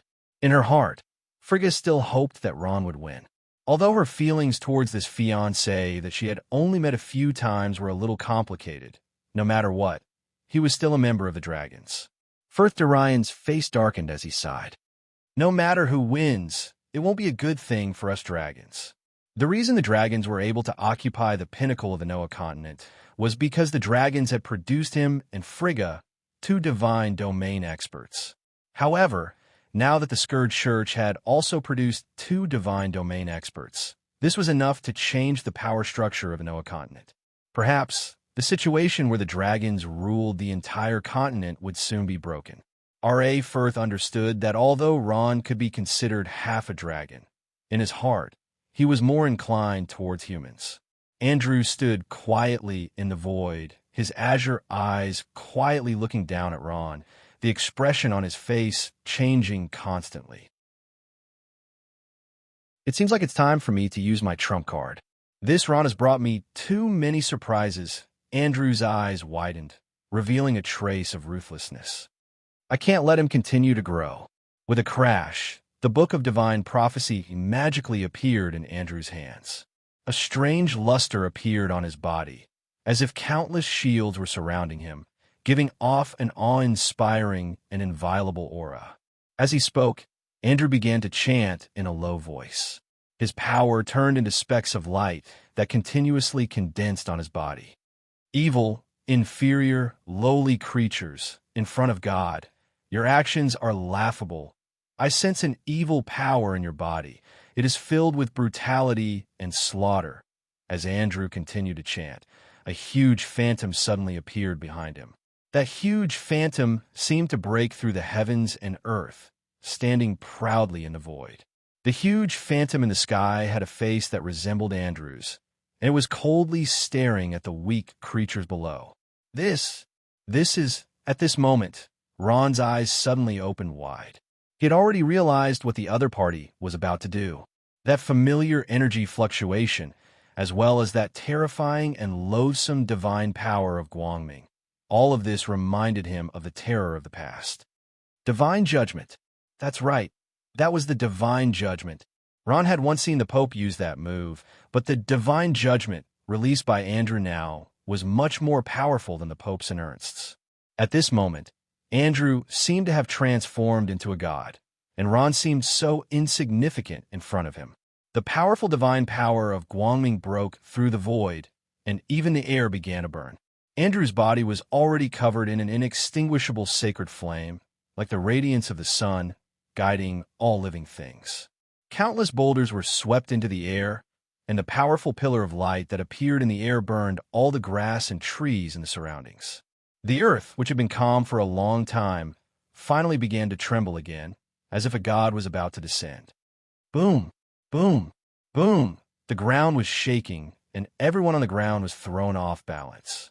The saint-level combatants were still fine, as they were able to fly off the ground, but those below the saint level were in trouble. They couldn't even stand properly. The appearance of the god caused many believers of the Holy See to kneel down and pray in a low voice. Divine judgment. This is the divine judgment. Ernst's eyes were full of excitement. I didn't expect the power of the divine judgment to be so terrifying. Ron, you damned heretic, I want to see you turn into ashes under the divine judgment. Ernst stared at Ron in the sky, his eyes full of hatred. A trace of the terror of death struck Ron's heart. At this moment, Ron felt that death was so close to him. Even if he became a god, he might not be able to shake the world with the divine judgment. Under the divine judgment, all evil, heretics, blasphemers would be turned into ashes. And Qian spread his wings to the fullest. At this moment, his light illuminated the entire sky, and even the sun in the sky was overshadowed. The Book of Divine Prophecy in his hand flipped rapidly, desperately urging Guangming's divine power. Ron, you must defeat him. Xiaya stretched out his hand to support the heavily injured great elder Huameilin, who was tottering on the ground. A trace of worry flashed in his eyes. Even someone as strong as Huameilin couldn't help but worry about Ron. He was accumulating power, and soon he would launch a thunderous attack on Ron. The space around Ron had been completely sealed by Guangming's divine power. In other words, Ron had nowhere to run. Frost Dragon, go! Ron gritted his teeth and growled. He was not willing to sit and wait for death. He waved the bone staff in his hand, and the Frost Dragon roared and pounced. Roar! The Frost Dragon twisted its huge body and flapped its wings, bringing with it a strong gust of wind. It roared and pounced towards Andrew. It opened its mouth and spat out a powerful ice flame dragon breath. The ice flame dragon breath was like a ball of blue flames. What was different from flames was that it did not have the extreme temperature to burn everything, but it had the extreme cold to freeze everything. The ice flame dragon breath swept towards Andrew, and the extreme cold energy even froze the space. A very powerful dragon breath. Andrew smiled. His face was filled with arrogance. But Ron, I regret to tell you that in front of a true god, all struggles are futile. You will find that death is your best choice. After saying that, he raised the sword in his hand and shouted, Ron, in the name of the gods, I pronounce you guilty. Divine judgment. As soon as Andrew finished speaking, the sword in his hand fell. In an instant, the vast and powerful divine power of Guangming came crashing down like Mount Tai. Boom! Time seemed to stop, and even the space was shattered by this powerful force, revealing black wounds in the void. Those were countless spatial cracks. Not to mention the ice flame dragon breath. Even the powerful frost dragon was turned into ashes in an instant under this powerful divine judgment. What? Ron's eyes widened in shock. The power of God's judgment was far beyond his imagination. It was different from Ernst's divine judgment. Andrew's divine judgment truly possessed the will of a god. It was as if the holy angel Michael had personally come to the Noah continent. Under the power of this god's will, all resistance, all defense, all power seemed so laughable. The will of a god could not be defied. Ron, Shea, Vivian, and Aurora shouted in despair. They looked on helplessly as the power of divine judgment destroyed the frost dragon and bombarded the defenseless Ron. Ron, you were a very powerful opponent. Given time, you might have had a chance to grow. But unfortunately, you will fall today, and the one who will kill you is me, Andrew Stewart Farrant, the great Son of God. Your life will become my undefeatable glory. Your head will become my spoils of victory. I'll return to the main plane of order with pride and receive my Father's reward. Lowly human, you should feel honored to become my stepping stone. Finally, the powerful divine power of Guangming engulfed Ron in an instant. Cloak. At the last moment of life and death, a black book appeared above Ron's head at some unknown time. It kept spinning above his head, emitting a strange power. This is the Book of Death. Ron's spiritual sense swept over that familiar cover. There was no mistake, that was indeed the Book of Death. Ron didn't even know when it had appeared. Whoosh! The Book of Death seemed to have sensed danger, and its thick pages automatically flipped open. Ron's eyes suddenly opened wide as he saw a few familiar words in his spiritual sense. Book of Death, Chapter 5, Death Vortex.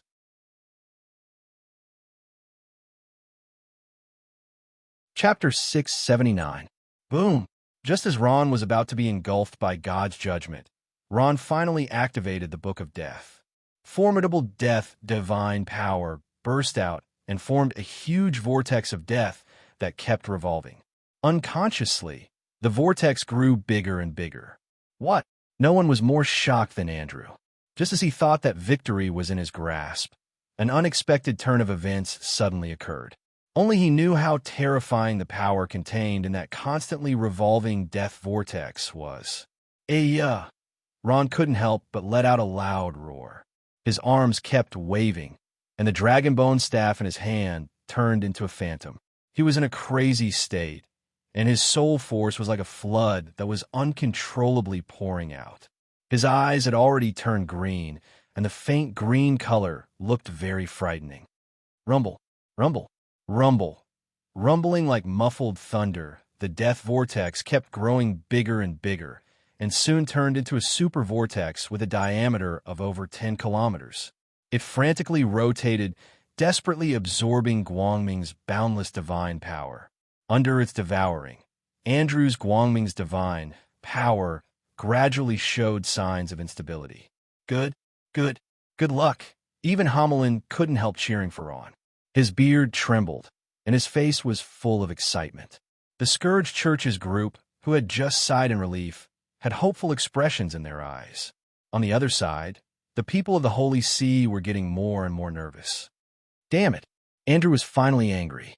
He was the noble son of God, and in this small secondary plane, he should be the most powerful existence. But ever since he descended to the Noah continent, He had been bullied by the undead time and time again. How could he not be angry? It wasn't just him. Even the huge god behind him faintly showed anger, as if it felt that its dignity was being challenged by Andrew. The majesty of the gods cannot be blasphemed, and the will of the gods cannot be defied. Gather the power of the heavens and the earth to exterminate all evil in the world. Sprinkle the earth like light and make the earth fertile. Andrew loudly chanted an incantation. At the same time, he slowly opened his arms. Strangely enough, his originally agitated face slowly became calm and serene. The expression on his face was solemn and pious. However, on the contrary, the aura on his body became increasingly fierce. At this moment, Andrew's pair of pure white wings turned completely golden. He said in a deep voice, "Ron, you and your undead magic shouldn't exist in this world in the first place. Disappear. Take your filthy soul and all your crimes with you and disappear from this world together." In your dreams, Ron took a deep breath and clenched his fists angrily. Not to be outdone, he retorted, "You shameless gods wear false masks and pretend to be dignified and noble. But in fact, you are all thieves and prostitutes. Ron, I swear to use my fallen body to overthrow this hypocritical world that you have created." With that, Ron let out a long howl, and the soul power on his body suddenly erupted. At this moment, he pushed his power to the peak. Traces of blue veins slowly extended on his not-so-handsome face, looking abnormally terrifying. The death vortex that was growing bigger and bigger gradually revealed the ferocious image of the skeleton Grim Reaper, confronting the god behind Andrew. Guangming's divine power and the divine power of death collided with each other. Two balls of light, one black and one white, reflected each other, forming an extremely terrifying scene. The sky was trembling, the earth was cracking, the mountains were flattened, the rivers were evaporated, and countless trees and boulders were swept into the air, spiraling in the air. The vast sky seemed to darken as death shrouded the earth. Boom! Guangming's divine power and the divine power of death collided once again. The momentum was so shocking that even the sky showed a slight pause. Then, countless gusts of wind mixed with rocks and gravel swept toward the surrounding people. Homeland's expression changed slightly. "Oh no, this shock wave is too powerful. We have to dodge it. No, we won't make it in time." Vivian wailed in her heart. Looking at the billowing smoke and dust rolling toward them like a mountain and a sea, and like an indestructible 10-foot-tall wave in the sea, her eyes were full of despair. Boom! The huge shock wave knocked everyone off their feet. Of course, on the other side, the Holy See did not have it easy either. Only R.A. Firth and Frigga, who were in the sky, were better off. Looking at the terrifying destructive power, R.A. Firth and Frigga could not help but be speechless. This is the power of a god? The two looked at each other, their faces full of bitterness. If both Andrew and Ron could really use their divine powers, their strength would far surpass the two of them. Divine powers were bestowed by God. As the son of the holy angel Michael, it was not surprising that Andrew had part of his divine powers. What puzzled R.A. Firth and Frigga was, where did Ron's strength come from? Ron did not know that someone was pondering the source of his divine powers. At this moment, he knew that if he did not fight with all his might, he would probably die here. The two divine powers were pushed to the peak, and in the sky, a white light suddenly erupted. Boom! Finally, the chaotic earth finally calmed down, and the terrifying power in the sky began to gradually dissipate. The earth was a mess, and it was full of the smell of survivors. Crash! The people who were still in shock poked their heads out of the soil and looked at the world with fear in their eyes. Who won? Everyone had a question mark in their hearts, and they all looked for the figure that belonged to them. At this moment, Ernst's eyes focused, and then they became pleasantly surprised. "Your Highness Andrew." As they spoke, Andrew's body, which was taller than a human's, slowly descended from the sky and landed on the ground. He gently folded his wings, and, at this moment, there was still an indifferent expression on his face, like ice that would not melt for 10,000 years. There are basically no wounds on his body. Your Highness Andrew, Rodewald and the people of the Holy See immediately went up to him in surprise. They knew what it meant that Andrew had survived unscathed. It meant that the Holy See had won the final victory, and the Scourge Church, which was once so powerful that it could not be anything and almost forced them to destroy it, was going to be destroyed. Ernst took a heavy step forward and shouted excitedly, "Your Highness Andrew, please allow the sinner to lead the army of the Holy See to pursue the Scourge Church and completely destroy them. Yes, Your Highness Andrew, please give the order quickly. The holy sword in my hand can no longer endure the thirst. Kill them all." All the people of the Holy See looked at Andrew with blazing eyes and expressed their opinions one after another. Andrew's expression was still calm, and no joy or anger could be seen. He put his hands behind his back, and his cold gaze swept across the crowd. He said indifferently, "Pass down my order. All troops retreat to Mount Hygel." What? Everyone in the Holy See could not believe their ears. Didn't His Highness Andrew already win a great victory? Shouldn't he be pursuing them now? Why did he give the order to retreat? Not to mention Ernst. Even Rodewald could not understand. Wasn't His Highness Andrew's mission in the Noah continent to destroy the Scourge Church? Why did he want to retreat now? Yes, Your Highness Andrew. Although he could not understand, Rodewald did not ask a single question. He faithfully carried out Andrew's order and slowly retreated with the Holy Angel Guard Legion. Seeing that the most powerful Holy Angel Guard Legion had retreated, the people of the Holy See could not stay any longer and could only reluctantly retreat. At this moment, a cloud of black smoke appeared out of thin air on a protruding rock and slowly turned into Ron's appearance. Ron looked at the Holy Angel Guard Legion in the distance and heaved a sigh of relief. Ron. At this moment, the powerhouses of the Scourge Church had also discovered Ron's traces, and they were pleasantly surprised as well. "Ron, you're not dead?" D-Lin rushed up and grabbed Ron's hands, her eyes filled with tears of excitement. Ron smiled. "I'm fine." As he spoke, Hamelin, Shea, Vivian, Kay, Aurora, Cooper, and the other powerhouses also came up to greet him. Seeing that Ron was fine, they all breathed a sigh of relief. When they saw Andrew walk down as if nothing had happened, they thought that Ron was already dead. "Ron, what do we do now?" Vivian asked. Everyone looked at Ron, and they all regarded Ron as their backbone. Ron smiled and walked past them with his hands behind his back. As he walked, he said, "Let's go. This war is over." The war is over? Before anyone could recover from their shock, Ron had already floated away. In the previous battle, Ron and Andrew were well aware that they had exhausted all their strength. There was no point in continuing the battle.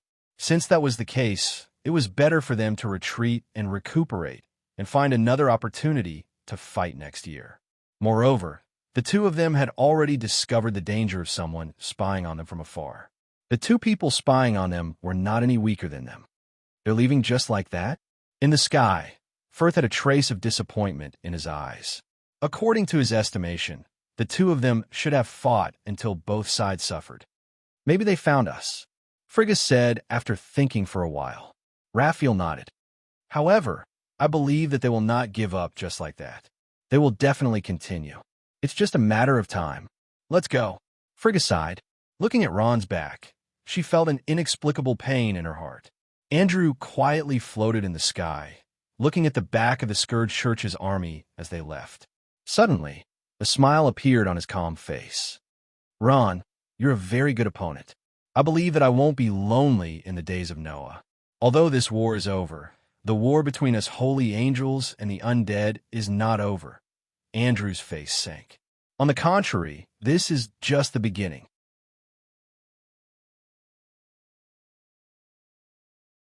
Chapter 680. The thrilling battle ended in a draw. The Holy See and the Scourge Church both retreated to their respective lines of control and did not cross the line. Even the Ebia Empire took the initiative to spit out the land they had occupied during the war. It seemed that the war had ended just like that. Peace was restored between the two sides. The Holy Roman Empire and the Ebia Empire even sent envoys to each other and improved their relations. 2 years later, Ron married the night elf Aurora, and the celestial wolf king Lin as his third and fourth wives. The grand wedding banquet was held in the undercity of the Scourge Church. Unexpectedly, as Ron's old enemy, the Son of God, Andrew, even sent a lot of congratulatory gifts. All of this showed that things were developing in a good direction. There were even voices of reconciliation between the Holy See and the Scourge Church. Both sides even had deeper exchanges. However, anyone with a discerning eye could see that this was just a smokescreen. Behind the strengthened cooperation and harmony, there was a treacherous hidden murderous intent. In the same year, Ron and Becerra gave birth to their first child. It was a daughter, and Ron named her Isis. Isis was an ordinary human. She had a pair of big, sparkling eyes and looked somewhat similar to Becerra. Isis's birth made Ron crazy with joy. He hugged her all day and couldn't stop smiling. Under his instructions, the Undercity held a celebration for 3 days and 3 nights. The other 3 women were also very envious and wished that they could give birth to a child for Ron. Giving birth to a child was not something that could be rushed. Although Ron was also working very hard, the other 3 women's bellies were still not pregnant. However, during this period, something happened by chance. However, the outcome of this matter was far beyond everyone's expectations. The matter was like this. After the Via Empire and the Holy Roman Empire were open to each other, there were more and more people coming and going. In the border city of the Via Empire, a few active soldiers went to the Holy Roman Empire's Asinaris to play during their vacation. After getting drunk in a small tavern, they had some conflicts with the city's guards. Then, one of them was killed. The Via Empire naturally would not let this matter go. After all, the one who died was not an ordinary soldier, but a talented student from the Imperial Academy of Imperial Sciences. He was a mid-level officer in the army and had the strength of a senior professional. The Legion of the Deceased Legion immediately sent people to negotiate with Asinaris to ask for an apology, compensation, and a hand over the murderer. In the end, they received rough treatment from Asinaris. In the past 2 years, the Holy Roman Empire had been suppressed by the Via Empire. Under the premise that the Son of God, Andrew, and dozens of angels were guarding Mount Hygel, the Holy Roman Empire's past glory and arrogance were restored. The Holy See now had absolute strength and could even challenge the kingdom of magical beasts. At this moment, their confidence was at its peak. They declared to the outside world that they were a nation blessed by God and did not care about anyone or any power. When this mentality was placed on the ordinary soldiers of the Holy Roman Empire, or even ordinary people, they naturally became unscrupulous in their actions. The 13th Legion garrisoned in Bela City was naturally infuriated. One had to know that the one who died in Asinaris was his own son. Even though the Via Empire had promised to further communicate with Holy Empire, this matter had already escalated into a diplomatic incident. However, the 13th Legion garrison in Bela City had already lost his patience. Under the premise of not receiving a definite answer, he mobilized all the troops under his command and launched an attack on Asinaris without the authorization of the military. The 13th Legion, which was stationed at the border city, was very powerful. In a situation where the enemy was completely unprepared, it only took them 3 hours to take down Asinaris. The Legion commander caught the murderers of his son, chopped off their heads, and hung them on the city gate of Asinaris. However, the 13th Legion did not occupy the city. Instead, they chose to retreat. This naturally caused a stir among the upper echelons of the 2 empires. Although the Legion commander took the initiative to go to the military court of the Via Empire and asked for punishment, he was eventually dismissed from his post. However, to the Holy Empire, this matter was tantamount to a ruthless slap to their noble faces. Regardless of whether it was face or heart, they couldn't hang on to it. Although the Legion commander had been removed from his post, this kind of result naturally wasn't satisfactory to the Holy Church, nor was it able to quell the anger of the Holy Empire. Thus, without any warning, war broke out. This unexpected incident was like a spark that fell on a pile of haystacks. It immediately burned fiercely. The Holy Roman Empire's troops quickly gathered and launched an attack on Pilas City. Juliana, who had already predicted this, was naturally not willing to sit still and wait for death. She immediately organized a defense. The war between the two sides broke out between Asinaris and Pila City. Due to the fact that their strengths were similar, they were in a stalemate for a while. Soon, the Holy See was also involved. Under Andrew's instructions, the Angels of the Holy See also joined the war. With the addition of the Angels of the Sacred Domain, the pressure on Pila City's defense suddenly increased. After learning that the Angels of the Holy See had also joined the war, Juliana panicked for a moment. She made a prompt decision and immediately sent people to the Scourge Church to ask for help. 2 days later, Juliana received a handwritten order from the young master of the Scourge Church, Ron. The content of the order was very simple. It was to restore the Legion commander of the 13th Legion to his original position. After seeing this order, Juliana's tensed heart immediately calmed down. She understood Ron's intention and immediately made arrangements to prepare for war with the Holy Roman Empire. Of course, Ron's request had to be complied with. For the Empress of the Abia Empire, Juliana, restoring the Legion commander of the 13th Legion to his original position was a small matter that could not be any smaller. Although the matter of the 13th Legion commander being restored to his position was a small matter, it quickly spread to the ears of the Holy See's higher-ups. It was obvious that this was a provocation from the other side. In a fit of rage, the Holy See immediately ordered an attack. Andrew even sent out more than 10 Angels of the Sacred Domain to join the war. On the other side, the Scourge Church had also mobilized. Countless elite troops gathered at the important border town of Pila City. The Sacred Necromancer Vivian, the Death Knight Shea, the Golden Beaumont, Kay, the Violent Earthbear Cup, the Corpse Wizard King Gus, the Elf Sacred Archer Aurora, the Heavenly Wolf King Delin. There was also Cadena, who had already become a Water Sacred Magus. There were also a few powerhouses of the Sacred Domain who had just joined the Scourge Church. They had also arrived at Pila City.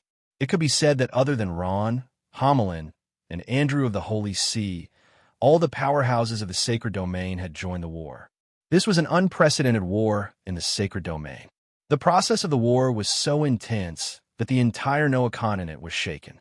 Similarly, the parliament of the Noah continent that was controlled by the magical beasts was also shaken. They had never imagined that the war between two human countries would involve dozens of powerhouses of the Sacred Domain. There were still a few powerhouses of the Sacred Domain who had yet to join the war. This did not include the powerhouses of the Roland Empire from the Sacred Domain. This was no longer a small matter. If this matter was allowed to continue, it might affect the magical Beast Empire and even the dragons. Under the strong request of the Speaker Frigga and the Vice Speaker Firth, the Parliament unanimously decided to intervene in this war. Their role was to mediate. The Buzinlita port, where the Parliament was located, welcomed 2 special guests today. In the spacious Parliament Hall, hundreds of powerhouses of the Sacred Domain were quietly waiting for something. They were all powerful magical beasts, but at this moment, they were sitting in their seats in their human forms, waiting for something. On the large round platform in the middle, there were 7 powerhouses of the Sacred Domain. Among them, the Speaker Frigga was sitting in the main seat, and Firth was sitting in the second seat. The rest were several magical beasts. The beast god of the orcs, Ligia, and the high priestess of the elves, Undine, had also arrived and were sitting on the large round platform in the middle of the hall. At this moment, the number of senators had increased to 10. They were Andrew of the Holy See, the young master of the Scourge Church, Ron, and the great elder Homelin. Like the dragons, the Scourge Church also occupied 2 seats in the Parliament. This was quite eye-catching. However, these 3 seats were still empty. The 3 of them were the main characters of today's mediation. Senator Ron of the Scourge Church has arrived. Following the high voice of the MC, a figure appeared in the hall. Swish! All eyes in the venue focused on that thin and frail figure. Ron always wore a black robe, but there were 2 skull-like shoulder plates on his shoulders. He gently took off the hood on his head and slowly walked into the hall under everyone's gaze. This is Senator Ron. It can't be. He's actually so young. He's only about 25 years old. He's already a senator, and has the strength of the sacred domain. In addition, he's also the young master of the Scourge Church. The Scourge Church occupied 2 seats in the Parliament's joint meeting. Amazing. The group of magical beasts whispered. Ron's appearance attracted everyone's attention, but no one dared to underestimate his thin body. His strength, his achievements were enough to make all the powerhouses of the sacred domain look up to him. Seeing Ron's appearance, Pair of the Medusa clan and Napa of the Poison Manticore clan looked at each other, sighed deeply, and lowered their proud heads. The 2 of them were currently sitting in the seats of the powerhouses of the sacred domain. After losing to Ron in the Young Masters tournament, the 2 of them had been holding back their anger. They wanted to defeat Ron and wash away their shame. For this reason, they worked hard to cultivate and finally stepped into the sacred domain. But the moment they saw Ron, they were in complete despair. Ron's strength had left them far behind. Perhaps it would be impossible for them to wash away their shame in this lifetime. Ron walked into the venue, and his pitch-black eyes quietly looked around. Among these people, he saw too many familiar faces. The dean of the Balrogs Academy was the fire-lost St. Platts. The dean of the Soaring Dragon Academy was the Golden Dragon Knight Montego. The dean of the Hanses Academy was the killer St. Hill. The Beastman clan's holy wizard Morin. The Elven clan's former captain Ian. His big brother Lombard. And among the powerhouses of the divine domain, there was Beast God Force, Elven High Priestess Undine, and so on. Every time he saw a familiar face, Ron's heart would feel a trace of excitement. He didn't forget that when he was still weak, these high and mighty powerhouses of the sacred domain and divine domain had helped and protected him without hesitation. Although he still hadn't repaid these favors, he had always remembered them in his heart. When Ron walked in front of Platts, he suddenly stopped. He bent his body and slightly bowed to Platts, Montego, and Hill. Silence. For a moment, the entire venue was silent. No one would have thought that a high and mighty powerhouse of the divine domain would bow to the powerhouses of the sacred domain. Just what was going on? Platts, you old bastard, you King took in a good student. Sigh. Why didn't such a student come from our Soaring Dragon Academy? Montego said to Platts with a trace of jealousy as he looked at Ron's departing figure. Seeing his former student, Ron, now a divine domain powerhouse, bow to him, Platts only felt that his face was a lot brighter. Moreover, thanks to Ron, the Balrogs Academy had become the #1 academy in the Roland Empire. Every year, many talents would be sent to the academy. However, the necromancy major had been canceled because everyone who studied necromancy had gone to the Calamity Academy. Ron isn't just my student, he's also your student. Didn't you see him bow to you just now? Platts chuckled. To be honest, I really didn't think that this kid would grow to such an extent. Hill, the king of assassins, sighed. He had also helped Ron before, and Ron had always remembered that. Ron's gaze swept across the faces of the powerhouses of the sacred domain. Suddenly, he saw a familiar figure. His eyes opened wide, and his gaze was filled with intense joy. That was his mother, Bellis. At this moment, she was sitting in the front row of the sacred domain seats. She was looking at Ron with eyes full of love and gratification. R.A. Firth finally released Mother. Looking at Mother's appearance, she probably went to the Molan Kingdom to see Father. A thought flashed through Ron's mind as he smiled at his mother. Everything depended on strength. Only with great strength could one easily change the outcome of a matter. Ron knew that his mother was released by his grandfather because he was already a powerhouse of the sacred domain. If he was only a powerhouse of the sacred domain, R.A. Firth definitely wouldn't care about him. As for R.A. Firth, Ron didn't have a good impression of him at all. He didn't even want to call him grandfather. This kind of person prioritized strength and maintained familial ties with bloodline. To be honest, he was already extremely tired of him. He didn't even want to say a word to him. Ron came to the large round table, nodded at Ligia and Undine, and then pulled out a chair and sat down. Frigga stared at her fiancé in front of her without blinking. She couldn't help but feel a ripple in her heart. However, she immediately suppressed it, and her expression returned to normal. Ligia looked at Ron and couldn't help but sigh in his heart. He also misjudged. If he knew that Ron could become a powerhouse of the sacred domain today, perhaps he would have been more resolute. The other vice-chairman, Hao Qin, looked at Ron without any feeling. After all, Ron had almost died in his hands. Seeing Ron's gaze filled with intense hostility, Hao Qin only smiled. As the king of the Beaumont clan, Hao Qin wasn't afraid of any challenge. Even if Ron had the strength to kill him, he wouldn't regret what he had done. Of course, Ron wouldn't do anything. After all, he was still Kay's grandfather. Of the 7 senators, in addition to the 5 he had seen before, there were also 2 magical beasts. Ron looked at the 2 God's Domain powerhouses he didn't know and nodded as a greeting. He gently knocked on the table. Great Elder Homelin has something to do at the last minute and won't be coming. His authority will be represented by me. Several people nodded, indicating that they had no objections. They knew that Ron and Homelin were both from the Scourge Church. Why aren't the people of the Holy See here yet? At this time, Firth frowned unhappily. He was the representative of the council to mediate. If one side didn't come, his dignity would also be affected. He turned to a powerhouse of the dragons and said, "Go and tell them when Senator Andrew can come." "Yes, Vice Chairman." The powerhouse of the dragons bowed slightly and said respectfully, "No need to invite me. I'm already here." Bang! The door on the other side of the hall was suddenly pushed open. Andrew walked in with a few angels as if there was no one around. Andrew strode onto the large circular table. However, he did not sit down and instead looked at Ron as he sneered. "Ron, how are you? I didn't come looking for you, but you actually came looking for me. It seems that you didn't take my advice seriously. What gave you the illusion that the Scourge Church is very strong? Aren't you afraid that I'll lead an army of angels to uproot your evil heretical church?" In front of all the powerhouses of the Noah continent, Andrew was aggressive and didn't put anyone in his eyes. He didn't even look at the other powerhouses of the sacred domain. He didn't even greet them. Arrogant. Too arrogant. In the palace of the highest power in the Noah continent, the Son of God, Andrew, showed his arrogance to the fullest.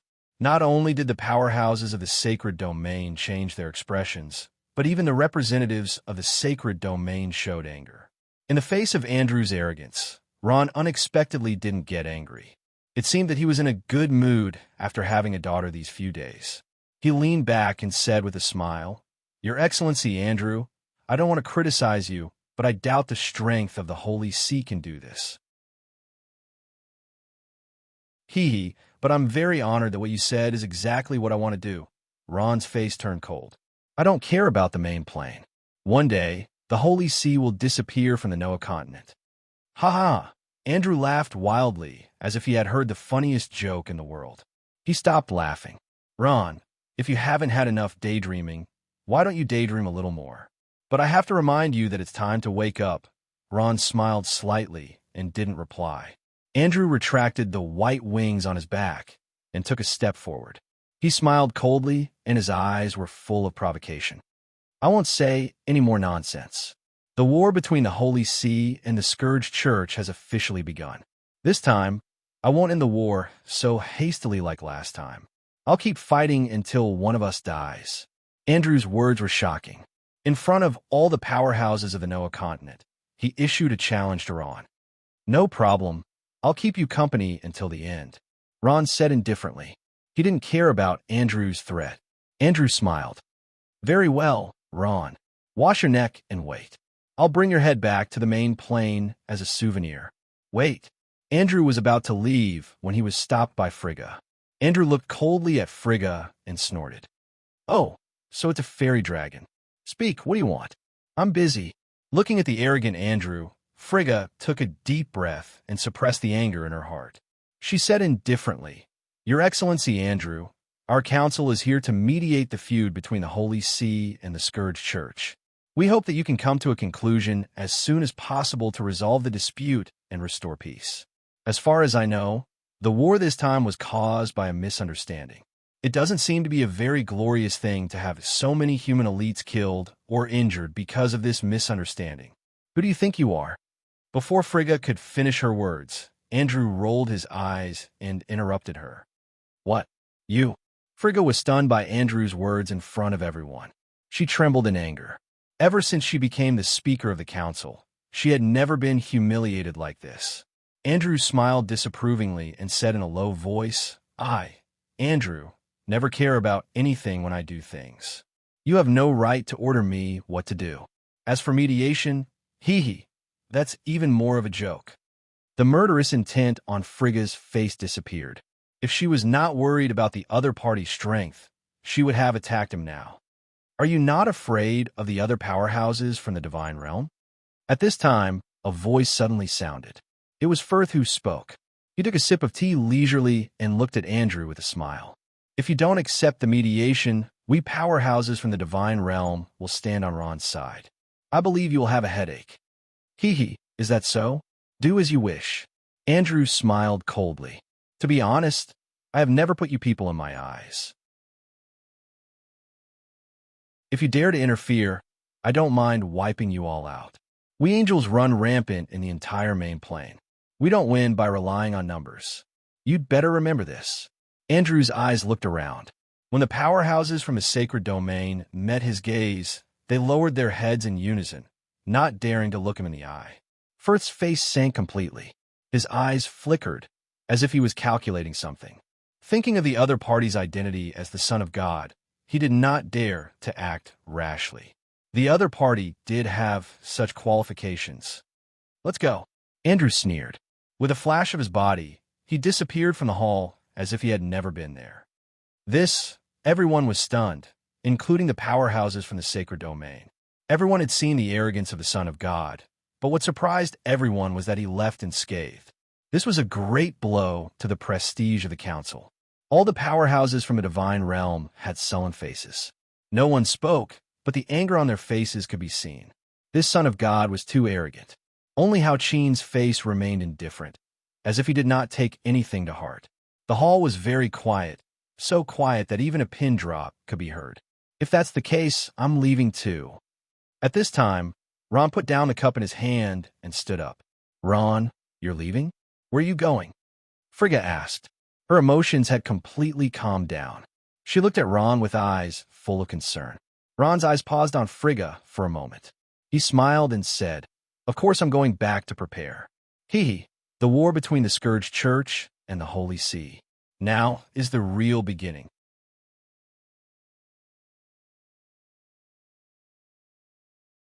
Chapter 681. The sky was red. The earth was red. The entire world was covered in a red luster. This place was dry, dark, and hot. The earth was shrouded in flames. This was hell. Noah described it as the evilest, darkest, and most terrifying place in the continent. Even if all the bad adjectives in the world were used to describe it, it would still be difficult to describe it. However, hell wasn't a barren land. It was vast and had millions of creatures living in it. Of course, these creatures weren't humans.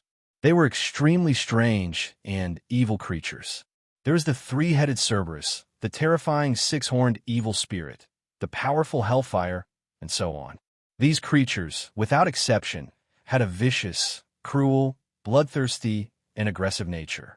Compared to peace, they preferred destruction and slaughter.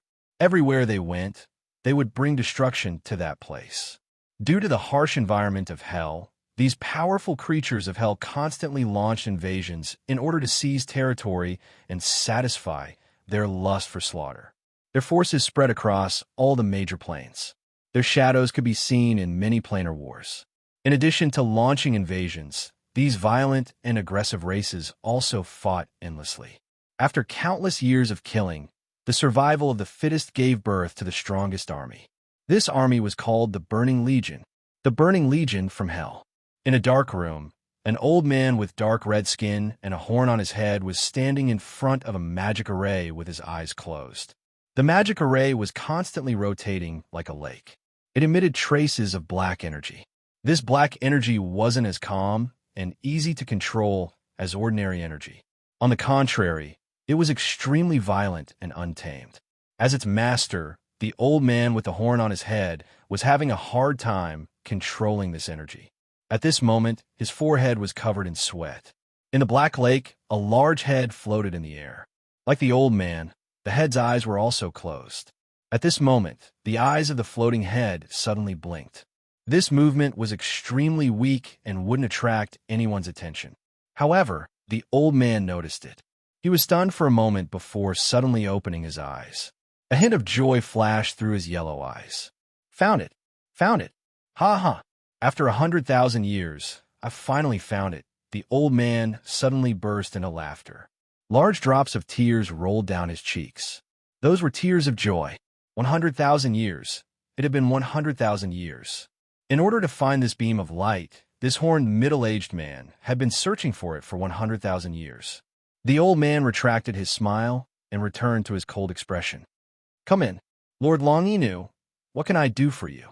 A young man who also had horns on his head and was dressed like a butler pushed open the door of the room, walked in, and bowed slightly. Prepare the carriage immediately. I want to see Lord Saul. The old man named Longer Kinu said in a deep voice. Yes, Sir Long-Inu. I'll prepare it right away. The young man didn't dare to be negligent. He immediately responded and quickly retreated. Not long after, a luxurious carriage stopped in front of the courtyard. This carriage was pulled by 4 infernal warhorses. These infernal warhorses weren't ordinary horses. They were hellish creatures that emitted large amounts of flames and had boundless strength. Using 4 infernal warhorses to pull a carriage was indeed a waste of talent. One had to know that they were powerful creatures with the strength of level 12, which was the strength of a master.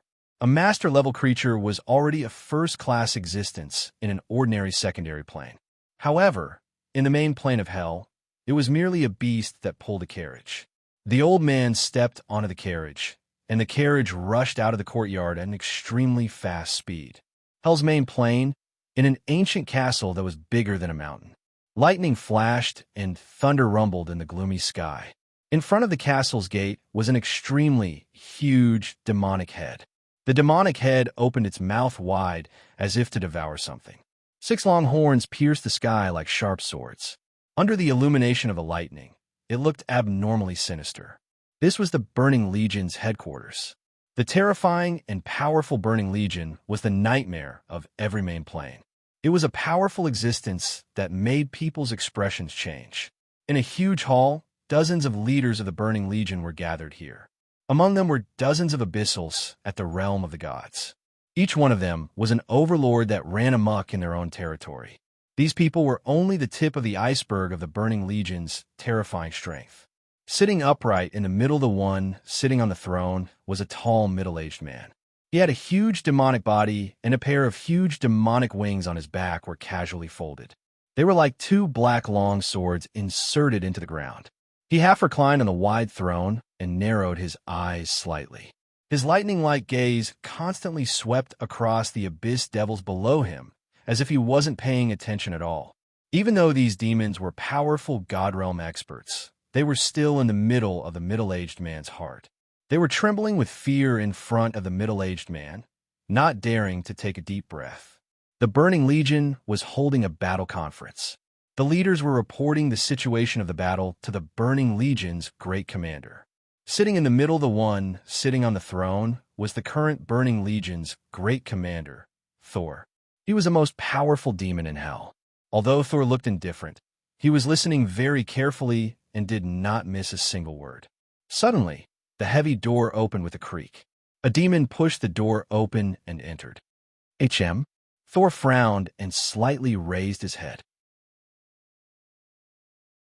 A trace of killing intent flashed in his yellow eyes. This was the Burning Legion's highest military conference. Under normal circumstances, no one was allowed to enter. Lord Thor, Mr. Long-Inu requests an audience. The demon's entrance interrupted the conference. He bowed slightly. Saul was about to scold him, but he changed his tone. Oh, is it Mr. Long-Inu? Quickly invite him in. Yes, Lord Thor, the demon answered. Mr. Long-Inu, Lord Thor invites you in. Just as he finished speaking, Long-Inu hurriedly stepped into the hall with a joyful expression. In the hall, all the demons stopped talking. They looked at the old man in front of them with doubtful expressions. This person's identity did not seem simple to be able to make Lord Thor interrupt an important meeting. Thor smiled. Mr. Long-Inu, I can see from your expression that you seem to have brought us good news. Yes, Lord Thor. Long-Inu stood in front of Thor's throne and said with joy, "I found traces of Mr. Sauron." "What?" Longinus's words were no less than a clap of thunder on the ground, shocking everyone in the hall. "What? You said you found Mr. Sauron? Is it true? Hasn't Mr. Sauron been missing for 100,000 years?" "I heard that Mr. Sauron is dead." The demons in the hall began to talk at once, and they looked at Longinu with eyes full of suspicion. Sauron was the Grand Commander of the Burning Legion 100,000 years ago. He was also the elder brother of the current Grand Commander of the Burning Legion. He died in a war on the main plane 100,000 years ago. They only found Sauron's head, but the whereabouts of his body were unknown. For 100,000 years, the Burning Legion had been looking for Sauron's body in various main planes. Unfortunately, they could not find it. They even used the power of magic formations to sense Sauron's body. Longinu was the one who did this. He had been doing it for 100,000 years. This was also the reason why Thor interrupted the meeting to meet Longinu when he heard that he had come here to look for him. He was eager to know about his elder brother. "Mr. Longinu." At this time, a tall demon woman stood up. Her eyes were filled with surprise as she stammered. "You really found my father?" "Yes, Your Highness Princess Sophia." Longinu bowed slightly and smiled. "I've already sensed the whereabouts of the Grand Commander's body. So, my father may be resurrected?" Sophia took a step forward, her voice trembling. Thor sighed. "Sophia, calm down. I'm as excited as you to find your elder brother's body. However, I still have to ask clearly." "Yes, uncle." Sophia calmed her excitement and took a step back. Thor nodded slightly. He thought that his niece was also someone who understood the big picture. Finding the whereabouts of her elder brother's body was only the first step. The real difficulty was finding his location. For example, if he was in the main plane of order, it would be meaningless to find him. Would the Burning Legion have to fight with the Legion of Holy Angels? Not to mention that the Burning Legion was weaker than the Legion of Holy Angels. Even Sauron himself might not be a match for the Archangel Michael. At this moment, huge waves surged in Thor's heart. No one knew the cause of his elder brother's death better than him. Thinking of that terrifying man, Thor's heart twitched slightly. 100,000 years ago, who was the strongest army of the evil faction in the main plane? Anyone would say that it was the Scourge army from the undead plane. At that time, the Scourge army was the leader of the evil faction. They were at the peak of their power and had defeated the righteous faction many times in the main plane. They had made great contributions to the evil faction. At that time, the Burning Legion was also under the leadership of the Burning Legion. It was a pity that the Burning Legion couldn't see the situation clearly.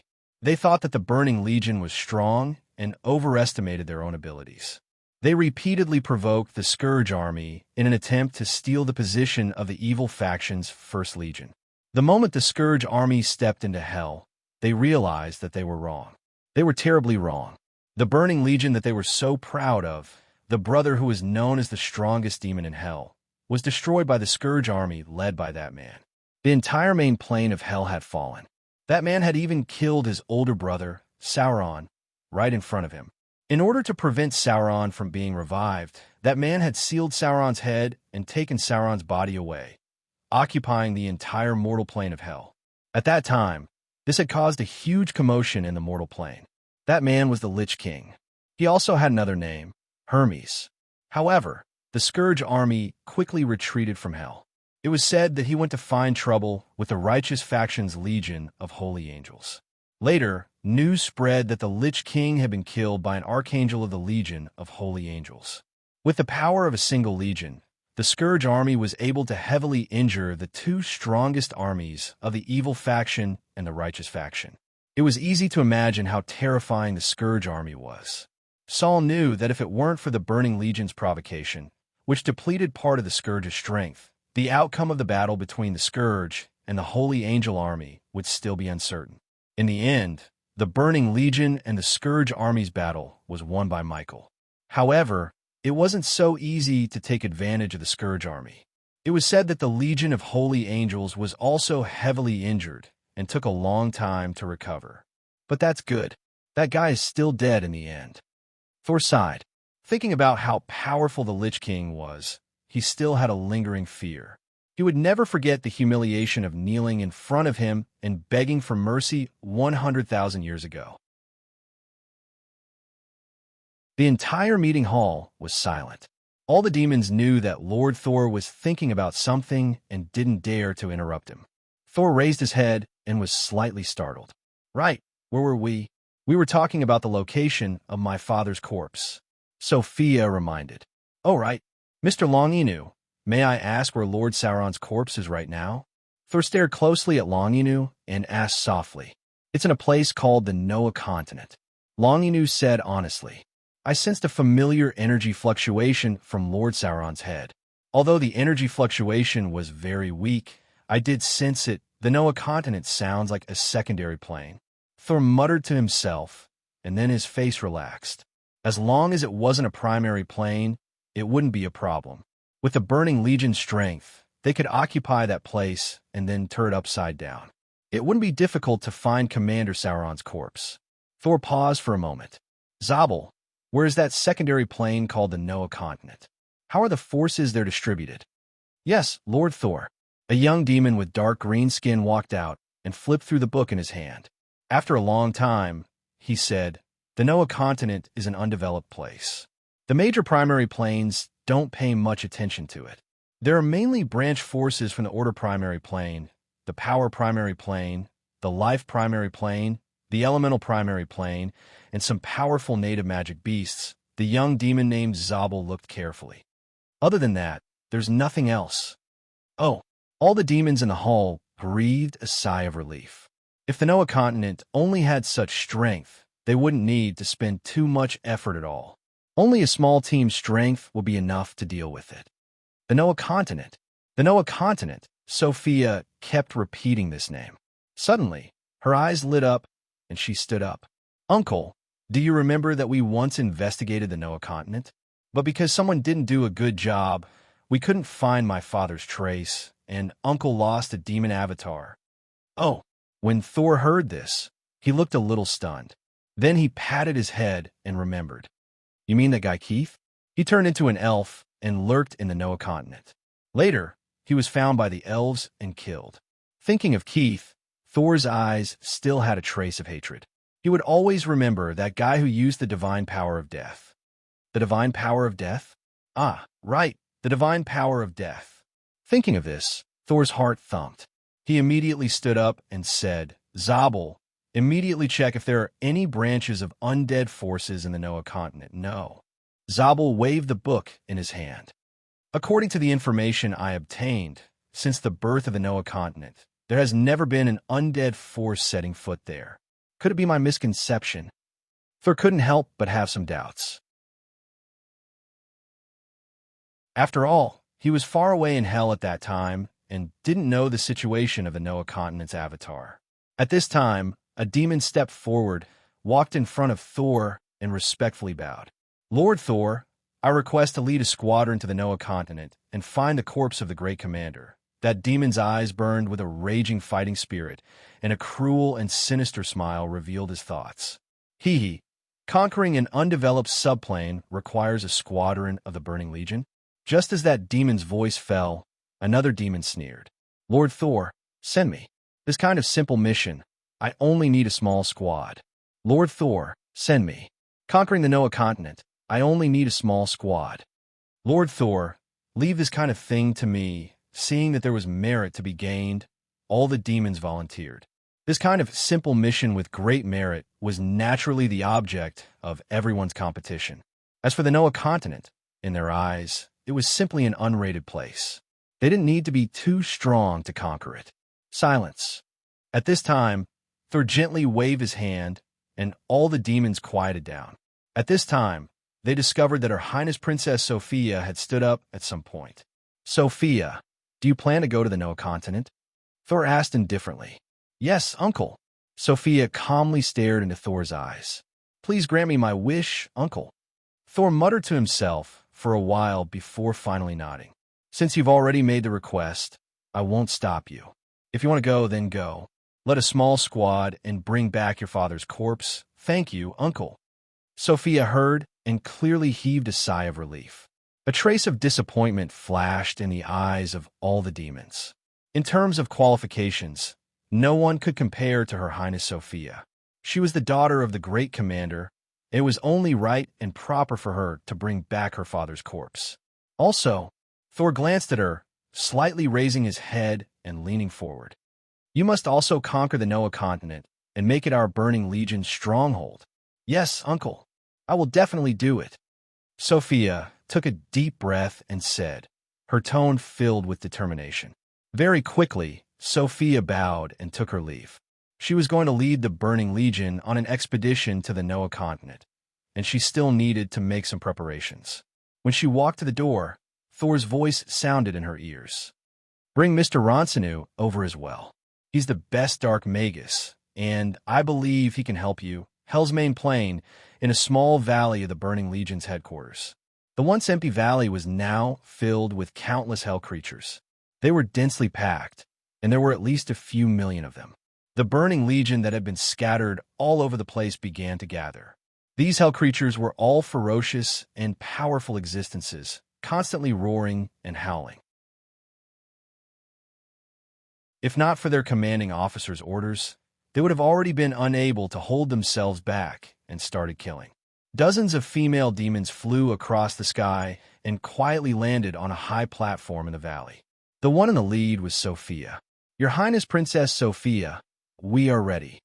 A tall middle-aged man took large strides forward to greet him and said respectfully. Sophia nodded. That person came from hell and was part of the Cthulhu tribe, and was as famous as the demons.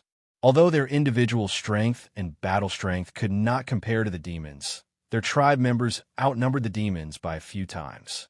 Sophia nodded, and then looked at the old man behind the Cthulhu king. Mr. Ronsonu, we can begin. Yes, Your Highness Princess Sophia. Ronsonu bowed, and then took out a long magic wand from his spatial ring, and continuously chanted in a low voice. Who? With the radiance of the dark magic, the space around the valley began to throb. Ka! Under Ronsonu's efforts, the space finally began to loosen, and a crack appeared. Boom! The space finally completely split open, and countless spatial energy kept spinning, forming a huge vortex. It was a spatial tunnel that connected to the main plane of hell. At the end of the spatial tunnel was the Noah continent. Roar! Countless hell creatures cheered and let out a deafening roar in unison, their violent and bloodthirsty aura surging into the clouds. Father, did you hear that? Your daughter is coming to find you. Sophia was equally excited. She hugged a wooden box tightly in her hands, and in that wooden box was her father's head, Commander Sauron's head. Sophia took a deep breath, and her face returned to its cold expression. Sophia looked at the millions of Burning Legion troops below and gave her first order. Target, Noah continent, depart. Boom, boom, boom. Following Sophia's order, the entire earth shook and countless troops marched. They stepped on the red ground under their feet and entered the spatial tunnel, heading towards an unknown corner. Kill, kill, kill. These creatures that only knew how to destroy and kill only had this thought in their minds. It was as if destruction and killing were the only meaning of their existence. Hellfire burns, never to be extinguished. Wherever the Burning Legion goes, leave nothing behind. Leave nothing behind. Kill everything. Burn everything. Destroy everything. Kill. Kill. Kill. Soul-stirring slogans filled the air, as if they were burning with an unyielding will. The Burning Legion that dominated hell finally stepped through the spatial tunnel and arrived. And, as one of their targets, the Noah continent had to face an unknown fate and a huge disaster.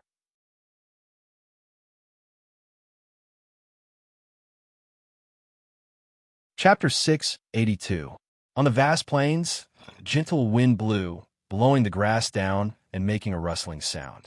The sunset shone on the vast plains, gilding the plains with a layer of gold. The mountains were like the sea, and the setting sun was like blood. It was a desolate scene. A black flag was stuck in the soil, fluttering gently with the wind. The blood-red skull flag. This war flag, which had shaken the entire main plain 100,000 years ago, was now stuck in the middle of this vast, uninhabited plain.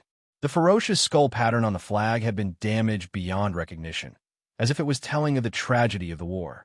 The blood on the ground had yet to coagulate, and the air was filled with the pungent smell of blood. Plop! A crow flew over from an unknown direction and landed on the ground beside the flag. Its sharp beak gently tapped on the ground. It pecked at the minced meat on the ground, raising its head from time to time and looking around with a vigilant gaze. At this moment, the crow's gaze fell on the small puddle beside it. The small puddle was formed by fresh blood and emitted a faint smell of blood. At this moment, the small puddle formed by the fresh blood emitted a wave of ripples. The crow hesitated for a moment and did not move. However, its movements had stopped. The small puddle emitted another wave of ripples. At the same time, the ground trembled slightly. This tremor did not seem to stop, and the movement became louder and louder. It was close. It was getting closer and closer. As if something was rapidly approaching, it emitted a dull sound. The earth in the twilight finally began to tremble. Caw! The frightened crow finally could not hold back. With a strange cry, it flapped its wings and shot into the air like a black arrow. Boom! A heavy meat grinder crossed the ravine and landed heavily on the ground, emitting a loud noise. The meat grinder, made of bones, emitted a white glow under the sun. Boom! Boom! Boom! On the endless plains, countless undead armies were marching. Skeletons, ghouls, zombies, death knights. They formed a black torrent, majestic and mighty. Banners fluttered in the wind, and a murderous aura soared into the sky. Bat-like gargoyles swept across the sky, emitting ear-piercing cries. On the other side of the plain, there was a rock that jutted out. A human swordsman wearing a red cloak slowly stood up. His whole body was covered in heavy armor, only revealing a pair of bright eyes. He held a shield in one hand and a one-handed heavy sword in the other. Through the crack in his heavy armor helmet, the human swordsman narrowed his eyes slightly, revealing a look of deep disgust. At this moment, the human swordsman moved. He slowly raised the sword in his hand and swung it down. Kill! In an instant, the sounds of killing shook the heavens and the earth. Behind the human swordsman, countless soldiers rushed out. They were also wearing heavy armor, and the bright red cross emblem on their breastplates was particularly eye-catching. The brave human swordsmen didn't choose to retreat in the face of the undead soldiers. They charged forward like a white flood, drowning everything in their path. Boom! Finally, the black torrent and the white torrent fiercely collided, and the momentum shook the heavens and the earth. Boom! Boom! Boom! At this moment, the gloomy sky suddenly seemed to split open as countless fireballs fell from the sky. With a burst of white light, Ron's heart trembled, and he sat up immediately. Huff! Huff! Ron was lying in the tent, gasping for breath. His face was abnormally pale, and there was a trace of fear on his face. Bright moon, starry sky. So it was just a dream. Ron's heart calmed down, and he wiped away the sweat on his forehead. At this moment, he realized that his sweat had unknowingly soaked his clothes. Is this really a dream? Why is this dream so realistic? Ron took a deep breath, looking a little lost. For some reason, his mood was unusually irritable. You're awake. Just as Ron was thinking, a sparkling and white lotus arm wrapped around him. It was Kadena. At this moment, she was lying beside Ron, half of her breast exposed, and a pair of beautiful big eyes blinking at him as she asked with concern, "Did you have that nightmare again?" Ron hesitated for a moment, then nodded gently. Since the all-out war with the Holy See 6 years ago, he had that nightmare more than once. In the nightmare, the army of the Scourged Church, which symbolized the Black Torrent, and the army of the Holy See, which symbolized the White Torrent, fought a decisive battle on a plain. But in the decisive battle, it was as if the end of the world had come. The skies split open, and countless fireballs fell from the sky, and there was also a flash of light. Countless times, Ron wanted to see what was in the light, but unfortunately, he did not see anything. Kadena frowned slightly. It said that dreams are a sign of reality. Do you think this dream is a sign of something? I don't know. I don't want to know what it's a sign of. Ron shook his head and sighed. What I'm thinking about now is, how can we end this long war as soon as possible? The war between the Scourged Church and the Holy See had been going on for 6 years. In these 6 years, Both sides have been attacking each other again and again, vowing to destroy the other side. The Holy Roman Empire and the Ebea Empire have been fighting for control of the border. Often, a city that had just been conquered by the Scourge Church would be reclaimed by the Holy See the next day. The Holy See wanted to destroy the Scourge Church, but how could the Scourge Church not want to destroy the Holy See? War, once involved in religion, was often extremely tragic. Over the past 6 years, the war between the two major religions in the human world had caused heavy casualties among the soldiers. Countless families had been torn apart, and the people had been displaced. However, both sides had no choice but to continue fighting and wearing each other down until one side was destroyed. However, because the strength of both sides was too close, Ron slowly understood that it was a complete fantasy to destroy the Holy See in a short period of time under the command of Andrew, the Son of God, and dozens of angels. Ron had wanted to end this long war countless times, or at least return to the line of control between both sides and enjoy a short period of peace. Even though Juliana did not say it, Ron knew that the Ebea Empire's financial support had reached its limit. However, once this war was started, it was not something that Ron could end just because he wanted to. If he let his guard down even for a moment, the other side would fiercely bite him, eager to kill him. Whether Ron was willing or not, he had to continue fighting this war. He had no choice. Kadena hesitated for a moment. Ron, actually, have you thought of going to the Assembly or Undine? If they can stand on our side, I think this war will end in a good way. The Assembly? Ron was startled and then smiled bitterly. Ron knew very well that the Assembly, as the highest ruling power in the Noah continent, was unexpectedly silent about the war between both sides. Ron originally thought that at least one of the dragons, the orcs, and the elves would stand on his side, but in reality, he was quickly disappointed. Whether it was his grandfather, Firthare, or his fiancée in name, Frigga, or even High Priestess Undine, who he had saved from the elves, none of them made a statement. As for the power of the beast god, there was no need to count on it. Ron did not have a life and death relationship with him or the beastmen. Ron's heart instantly turned cold, but he quickly understood the Assembly's intentions. What was the Assembly? It was a world power led by magical beasts, and the most powerful of them were the magical beasts. They were also the ones who ruled the entire Noah continent. The magical beasts had always looked down on the human world, but unknowingly, 3 God Realm powerhouses had appeared in the human world. This was not a good thing for the magical beasts. If these 3 God Realm powerhouses formed an unbreakable alliance, then the history of the Noah continent would be rewritten. Humans would rise to become the most powerful race, and the dragons, orcs, and elves would all have to stand aside. This was something the magical beasts, who were used to being high and mighty, did not want to see. This was also the reason why the magical beasts of the Assembly had been watching from the sidelines, and were happy to see the humans kill each other. Ron had also thought of looking for the planar manager of the Noah continent, Lord Noah.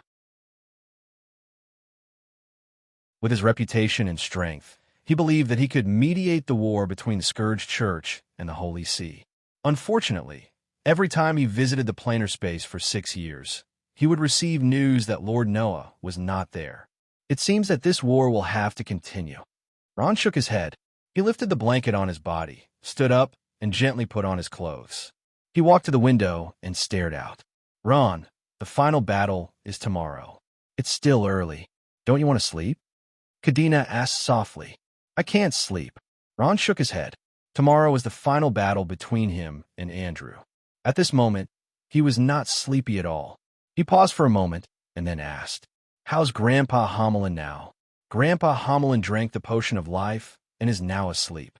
The church has arranged for a few necromancers to take care of him. Kadena replied softly. I think there shouldn't be any problems. Homelin had gone alone to ambush the Holy Sea's camp, but he was discovered by Andrew and had a great battle with him. Although Homelin could summon a frost dragon, he was still no match for Andrew. In that battle, he was severely injured. Fortunately, he was strong and intelligent. It was not easy for him to escape from Andrew's hands, but he almost lost his life. Thinking of this, Ron's heart was filled with anger. He clenched his fists tightly. and his face became incomparably ferocious. His eyes revealed a strong desire to fight.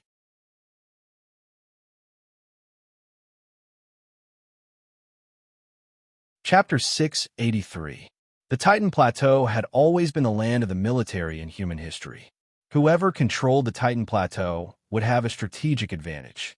At this moment, on the Titan Plateau, banners fluttered in the wind, and battle cries shook the sky. The Holy See and the Scourge Church had gathered more than 80% of their forces, intending to annihilate the other party in one fell swoop. Countless undead roared, and Death Knights rode skeletal horses to patrol back and forth. In the sky, a large group of gargoyles flew past from time to time. The top of the mysterious 10 Victories stone statue was constantly emitting light, sprinkling on the undead creatures, turning into specks of starlight that scattered down. On the other side, there was the army of the Holy See. They were lined up neatly, and a pair of cold eyes stared ahead. Their seemingly calm faces were filled with religious fanaticism. Dozens of angels floated quietly in the air, flapping their beautiful holy wings, motionlessly confronting the army of hundreds of thousands of undead. Swoosh! At this moment, a ray of light suddenly lit up beside him. It was Andrew, who was dressed in military attire. "Your Highness Andrew, you're here," Rodewald greeted with a smile. Andrew nodded faintly. His expression was as cold as an iceberg. We attack, we attack." Rodewald was stunned. It was always the undead that attacked first. Since the undead could summon a large number of skeletons, they had an absolute advantage in terms of numbers. In every battle, the undead were always the first to attack. However, numbers did not represent combat power. Those low-level skeletal warriors would quickly crumble before the soldiers of the Holy See. That's right. Andrew's eyes revealed a strong desire to fight. "It's our turn now." "Yes, Your Highness Andrew." Rodewald bowed slightly, and then waved to the commander of the Holy See. Boom! The army of the Holy See moved, shouting orderly slogans. They surged forward like a white tide, their momentum shaking the heavens and the earth. Ron stood quietly on a high platform built with several wooden pillars, coldly watching the movements in the distance. "Young master, the Holy See is attacking," Vivian reminded him softly. "Very good." A cold smile appeared on Ron's face. He said proudly, "Andrew, I didn't expect you to be so impatient. Since that's the case, I'll fulfill your wish." Sha, sha, sha. As he spoke, the undead moved. Countless skeletons, zombies, ghouls, and other creatures slowly moved forward. Smoke rose into the air like a moving pitch-black sea. The gargoyles were flying slowly, but they were flying in the air at their fastest speed. Like a dark cloud, they arrived above the soldiers of the Holy Church. The gargoyles shrieked and spat out corrosive acid from their mouths. "Careful, the gargoyles are coming. Crossbowmen, where are the crossbowmen? Quickly shoot them to death." Mages, priests, quickly concentrate your firepower and eliminate these annoying fellows. The arrival of the gargoyles attracted the attention of the soldiers of the Holy Church. They screamed, and countless arrows and spells were fired into the sky, creating bright fireworks. Boom, boom, boom. The battle began. Countless gargoyles were shot by the arrows from the ground. They fell to the ground and turned into clouds of smoke. Some of the gargoyles that were heavily injured but not dead turned into stone.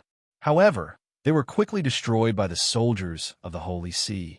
There was a period of time when the mysterious, terrifying, and powerful undead magic caused people to panic. However, after 6 years of war, the soldiers of the Holy See had figured out the characteristics of the various types of undead. They were no longer afraid. Charge, kill. At this moment, the undead army had madly rushed forward. The Death Knights, charging at the front, had already crashed into the wall of soldiers, tearing through their defenses and killing without restraint. Healing, divine protection, evil halo, shadow assault. Boom, boom, boom. Countless light magic and necromancy magic collided with each other, and countless severed limbs flew into the air. The white angel flag and the black skull flag crisscrossed each other in close combat, and the battle was exceptionally bitter. A necromancer was preparing to resurrect the corpse of a dead, but was cut in two by a swordsman. The swordsman did not even have time to sheath his sword before he was killed by an undead assassin that had been lying in ambush. Shouts and screams filled the sky. There was no room for compromise in a war between religions. Regardless of whether it was the soldiers of the Holy See or the scourged church, they all had a devout heart. They raised their butchers' knives high and killed until their eyes turned red. One by one, bodies fell into a pool of blood. This was the final battle. Everyone was putting their lives on the line. The sun in the sky seemed to not be watching this tragic battle, quietly hiding in the clouds. The corner of Ron's mouth twitched a few times. In a short period of time, there were countless casualties.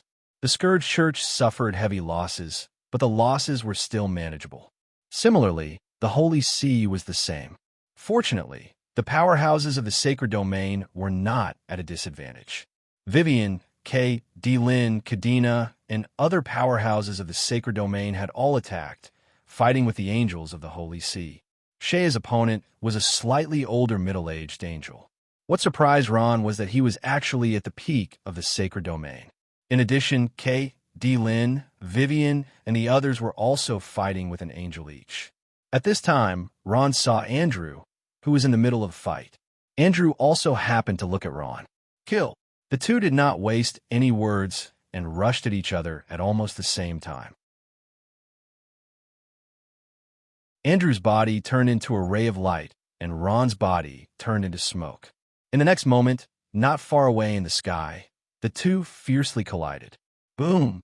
Black Soul power and white Guangming power suddenly spread out in an instant. The momentum was terrifying. In the blink of an eye, the two had exchanged dozens of blows, each of them fatal. Abyssal Skeletal Dragon. Ron silently chanted an incantation, and more than 10 abyssal skeletal dragons appeared in an instant, roaring and rushing at Andrew. Divine Strike. Andrew took a deep breath, and his body turned into a ray of light, constantly moving and jumping in space. Every time his sword slashed down, an abyssal skeletal dragon would scream and turn into smoke and disappear. This guy is stronger than before. Ron sucked in a breath of cold air. He held the dragon bone staff in his hand and was about to summon the strongest frost dragon. At this time, Andrew had already fiercely rushed over with the holy sword in his hand. Death Hand. Without waiting for Andrew to get close, Ron loudly shouted, and his soul power crazily seeped out. Not long after, a huge black hand grabbed at Andrew. Sword of Justice. Andrew was not to be outdone. He fused with his sword, and the wings on his back spread to the maximum. The flames on his body sharply rose, as dazzling as the sun in the sky. Boom! The death hand collided with the Sword of Justice, and like melting snow, it exploded one after another. A powerful light pierced through the sky and fiercely exploded towards Ron. Damn it! Ron cursed inwardly. He had been careless for a moment, but he had been injured. Andrew took a step forward. Justice must prevail over evil. Foolish human, resisting a god is not a wise move. You will pay the price with your life. Andrew's eyes flashed with a trace of ruthlessness. Come, accept the wrath of a god, sort of divine punishment. Just as Andrew's voice fell, the sword light that filled the sky suddenly gathered together. He slightly raised his hand, and it turned into lightning in the sky, emitting a cold might, as if a god had descended. Not good, Ron inwardly cried out. He clenched his teeth, and countless soul power surged out. At this moment, he was using his death power. Book of Death's 5th chapter, Death Vortex. A small cyan ball rose from his hand and rose into the air. It constantly rotated and rapidly grew at a speed visible to the naked eye. The Death Vortex began to devour the powerful energy in the surrounding space, and even the light was not spared. Facing that cyan ball, even Andrew had no choice but to be cautious. The decisive battle between the Holy See and the Scourged Church had reached its climax. At this moment, even their most powerful God Realm powerhouses had been mobilized. The clash between Guangming's and Death's divine power caused the mountains and rivers to change color and the earth to crack. It was as if heaven and earth could not accommodate the existence of any power. Ron and Andrew desperately urged the power in their bodies. At this moment, he even used soul ignition. The decisive battle between the two had reached a critical moment. At this moment, a power that did not belong to this place quietly descended. Boom! A thunderous sound resounded through the horizon.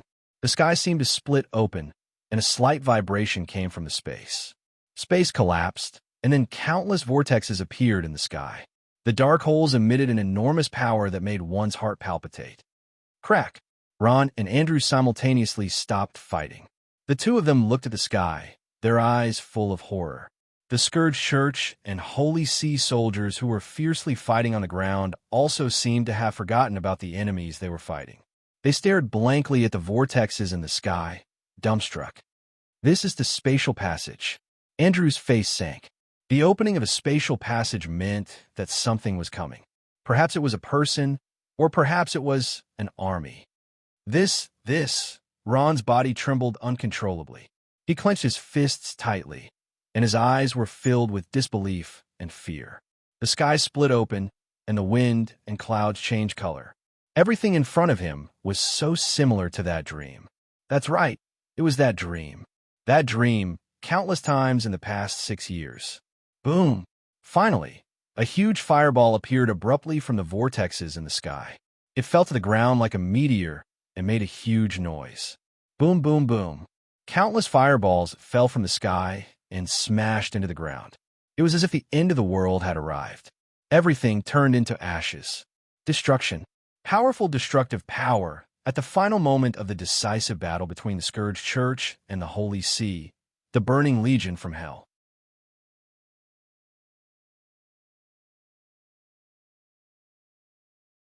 Chapter 684. The earth was turned into an upside-down bowl due to the huge impact. The fireball burned fiercely, turning the surrounding area into a sea of fire. Ka. At this time, countless fireballs moved in the sea of fire. It slowly stood up. It was a 5-meter-tall flame giant wrapped in flames. Its tall and strong body was as hard as a rock. No, it was just a moving rock. That rock stood up shakily and attacked the soldier of the Holy Church who was closest to it. Oh my God, what is that? Run, it's very strong. In an instant, the soldier was smashed into meat paste by the flame giant. The sudden attack stunned everyone. No one had expected that the flaming giant would actually possess the strength of a saint level. Countless fireballs fell from the spatial passage and landed on the ground, turning into ferocious and terrifying hell creatures. There were so many of them that it was like a sea of fire. The hell creatures rushed out of the spatial passage like an unstoppable tide, quickly occupying the entire Titan Plateau. There were 3-headed hellhounds with wings on their backs, ferocious imps that looked similar to demons. There were magma monsters with burning flames all over their bodies. There were succubi with the face of an angel and the body of a devil. They were born with the ability to charm people. The flames of hell burned fiercely, and the destructive power of the flames spread in all directions. Everywhere they went, everything was turned into scorched earth. Well, what kind of monster is this? Oh my God, they're attacking us. Fight back, fight back. The hell creatures that had just arrived in the Noah continent immediately showed their ferocity and brutality. They did not care about the fierce battle between the two sides at all.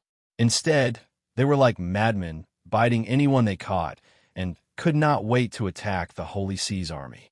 Although they did not know the origin of the other party, the Holy See's army was not easy to deal with. Under the protection of countless paladins, they quickly counterattacked. The Scourge Church also fought with the hell creatures. They could no longer care about the Holy See. The ferocious hell creatures had now become their main enemy. Ron stared blankly at the flames descending from the sky as if he had been struck dumb. That mysterious dream had finally become reality in front of him. However, why was that aura so familiar? At this moment, Ron's body shook violently, and his eyes widened in disbelief. That's a demon. He saw it. Ron finally saw it. From the vast sky, a huge figure with horns on its head and a muscular body descended. He finally knew what it was. Devil. A demon from hell. Ron couldn't help but feel a chill in his heart when he recalled the ferocious and tyrannical appearance of the merfolk Princess Vitala, who had turned into a demon. That's right, they are demons from hell. At this moment, Andrew, the Son of God, took over the conversation. He didn't attack Ron.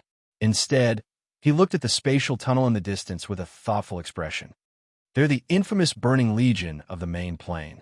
When he said this, Andrew's face showed deep fear. Burning Legion? When Ron heard this, his body shook involuntarily. At this moment, the descending hell creatures had already raised their flag. It was a picture of a blazing flame that vaguely resembled the head of a demon. Your Highness Andrew. Your Highness Andrew. At this moment, the voice of the divine angel guard Captain Roddiwald sounded in Ron and Andrew's ears.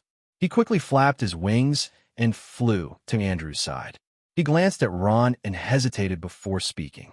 Your Highness Andrew, the Burning Legion from hell has arrived. I understand.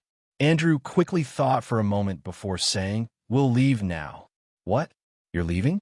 Ron didn't expect that Andrew, the conceited son of God, would actually choose to shrink back at this juncture. This wasn't in line with his character. Was the Burning Legion that powerful?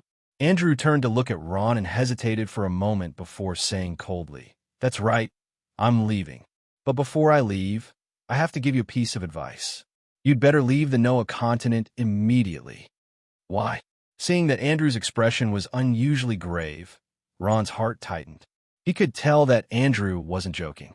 Andrew didn't look at Ron and instead stared fixedly at the Burning Legion that was constantly descending from the distance. He sighed softly. The Noah continent is finished. The Burning Legion isn't easy to communicate with. They're violent, bloodthirsty, and only know how to destroy and destroy. Whichever subplane they go to, that subplane's creatures will be slaughtered. From what I know, they've already destroyed many subplanes. Andrew slowly retracted his gaze. Although I don't know why the Burning Legion would descend on this tiny Noah continent, I believe that the Noah continent definitely has something that can attract them.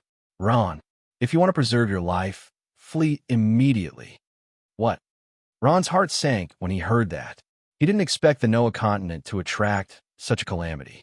However, it was impossible for Ron to leave the Noah continent. This was his home, his hometown, his family, and his scourged church. Although they hadn't directly fought, Ron knew that Andrew wasn't lying. Ron frowned and asked, unwilling to give up, Is there no other way? Or we can defeat them. Andrew sneered when he heard that. Defeat them? Don't joke around. They're the true Infernal Legion. Your Highness Andrew, why are you telling him so much? Roddiwald took over and glared fiercely at Ron. This frog at the bottom of the well doesn't know the strength of the Infernal Legion. Let's go, Your Highness Andrew. I promised your father that I'll protect you even if I have to give up my life. Roddiwald persuaded. Andrew nodded and left with him. The Holy Sea army also began to break away from the Burning Legion and slowly retreated. The Burning Legion? Ron sighed helplessly. Looking at the countless hell creatures in the distance, a trace of worry flashed in his eyes. Ron, at this time, Vivian, Kadena, and the others rushed over. Vivian's body was covered in blood, and her clothes had several large holes. Ron could tell at a glance that Vivian had been injured and had only recovered after drinking a health potion. Young Master, those creatures that came out of nowhere are attacking everyone they see. Whether it's the Holy See or our scourged church, they're very strong. Many of us have been injured. Right. Now the Holy See has begun to retreat. Should we retreat as well? Vivian spoke like a machine gun. Retreat. Ron could not help but laugh bitterly. Retreat? Where could they retreat to? According to Andrew, the Burning Legion's target was the entire Noah continent. Ron, do you know where these monsters came from? Kadena saw Ron's hesitation and asked directly. Yes, I know. Ron nodded. They're the Burning Legion from the main plane of Infernal Realm. Burning Legion? Vivian, Kadena, Lin, and the others were shocked and cried out in unison. That's right. They're the real, main battle legion. Ron's eyes were fixed on the battlefield in the distance. At this time, the Burning Legion had already gained a foothold on the Titan Plateau and started to attack the Scourge Army. What was shocking was that the Scourge Army, which was already very strong in Ron's eyes, could not withstand the Burning Legion's attack and was being beaten back repeatedly.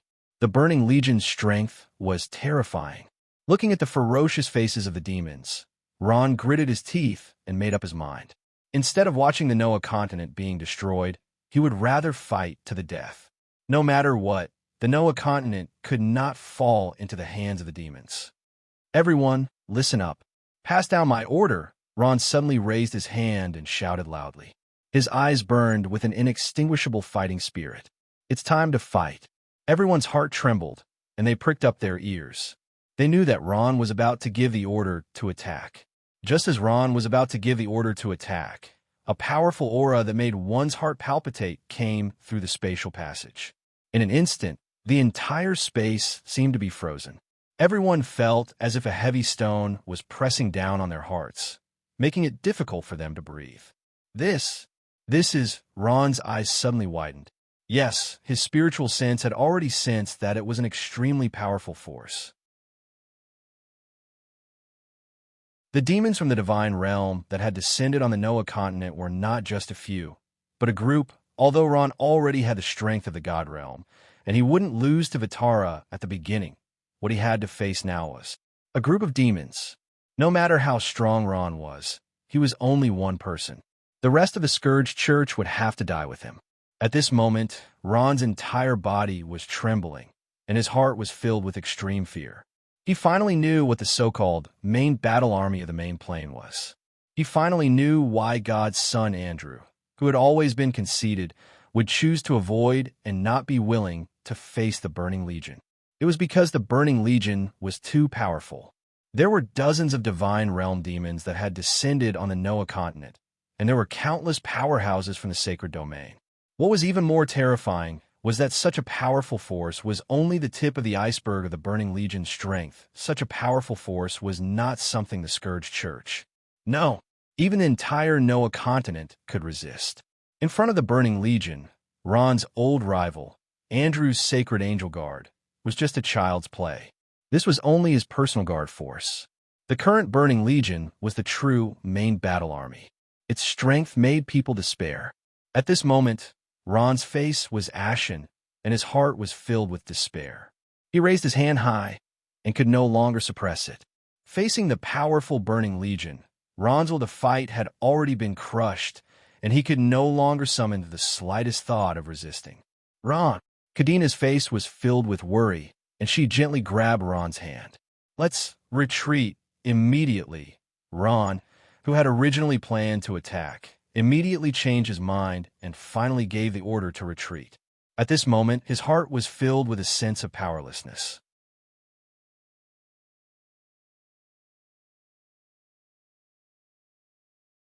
Chapter 685. So this is the Noah continent.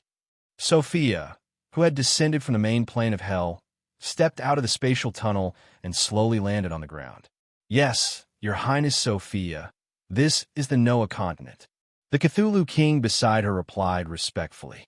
His name was Ravens. The air here is quite fresh. Sophia took a deep breath, her beautiful face showing a joyful expression. All right, Your Highness. The Cthulhu king Ravens thought for a while and said, when we arrived in the Noah continent just now, we discovered that there were two native armies fighting. One side was using the divine power of Guangming from the main plane of order. The other side was using the power of the undead. Ravens paused for a moment, smiled, and continued. Both sides had a divine powerhouse, but they have disappeared now. It seems that they know how powerful we are. Undead? Sophia's eyes flashed, and she nodded. The information that Keith brought was wrong. The Noah continent has always had undead powers. Raven straightened his back and smiled. So what if they are undead? Your Highness Sophia, I don't think you need to worry at all. With the Scourge army falling behind, the undead are like a toothless tiger. They can no longer be arrogant. The main army of the undead, main plane, now only knows how to kill each other. They are nothing to worry about. Of course I know that. Sophia smiled faintly. Naturally, there was a reason why she hated the undead. In a place called the Snow Orchid Continent, the demon seed that she had condensed with her blood essence was actually destroyed by a necromancer, Sacred Magus, who used the divine power of death. This matter had always been in her heart, and she hated the undead as well. At this moment, Sophia tilted her head slightly. Mr. Longinu, please come over. Yes, Your Highness Sophia. What are your orders? The dark Magus Longinu walked over quickly and bowed slightly. At this moment, he was a little uneasy. Didn't you say that my father's body was in the Noah continent? Now that we have arrived in the Noah continent, may I ask where my father's body is now? Sophia asked directly. The most important thing now was to find the body of Grand Commander Sauron, who was her father. It's like this. Hearing this, Longinu broke out in a cold sweat. Your Highness, before I came, I could still sense the Grand Commander's aura, but now it has disappeared. What did you say? Sophia's eyebrows furrowed. She raised her voice. Grand Commander Longinu, you said my father's body is in the Noah continent.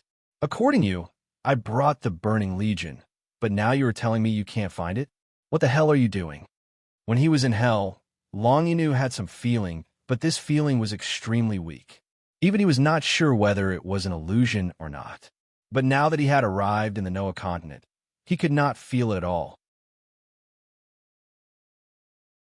He did not know how to explain it to Princess Sophia. This demon princess was not a kind person. Your Highness, please calm down, Longinu stammered. I think the Grand Commander's body must be covered by something. Please give me some time. I will definitely find the Grand Commander's body. I don't care. Sophia was so angry that the demon wings on her back were wide open. Her mouth revealed her sharp teeth, and she could not help but roar. Longinu, I will only give you 5 days, 5 days. If you can't find my father's body, come and accept your death. Cold sweat flowed down Longinu's face. At this moment, he was so regretful that his intestines turned green. If he had known this would happen, he would not have fought for that credit. At the same time, he was also curious as to who had hidden the Grand Commander's body. Yes, Your Highness, I will do my best. I will do my best. Longinu nodded like a chicken pecking at rice. Sophia did not even look at him. She walked past him in large strides. After walking a few steps, she stopped and turned around to call out, Master Ravens. Here. Ravens took a step forward and answered in a clear voice. Sophia raised her head slightly. A trace of killing intent flashed in her eyes. She said calmly, There is no need to keep the natives of the Noah continent alive. 10 days. I will give you 10 days to kill all the natives of the Noah continent and then dig 3 feet into the ground. No matter what, I will find my father's body. Yes, Your Highness. A trace of killing intent flashed in the eyes of the Cthulhu King Ravens. Leave this to me. Roland Empire, in a place called Pogli Town. Pogli Town was located in the north of the Roland Empire. It was remote, cold, and unknown. Even on the map of the Roland Empire, this place could not be found. Because this place was not valued, it was rarely affected by the war.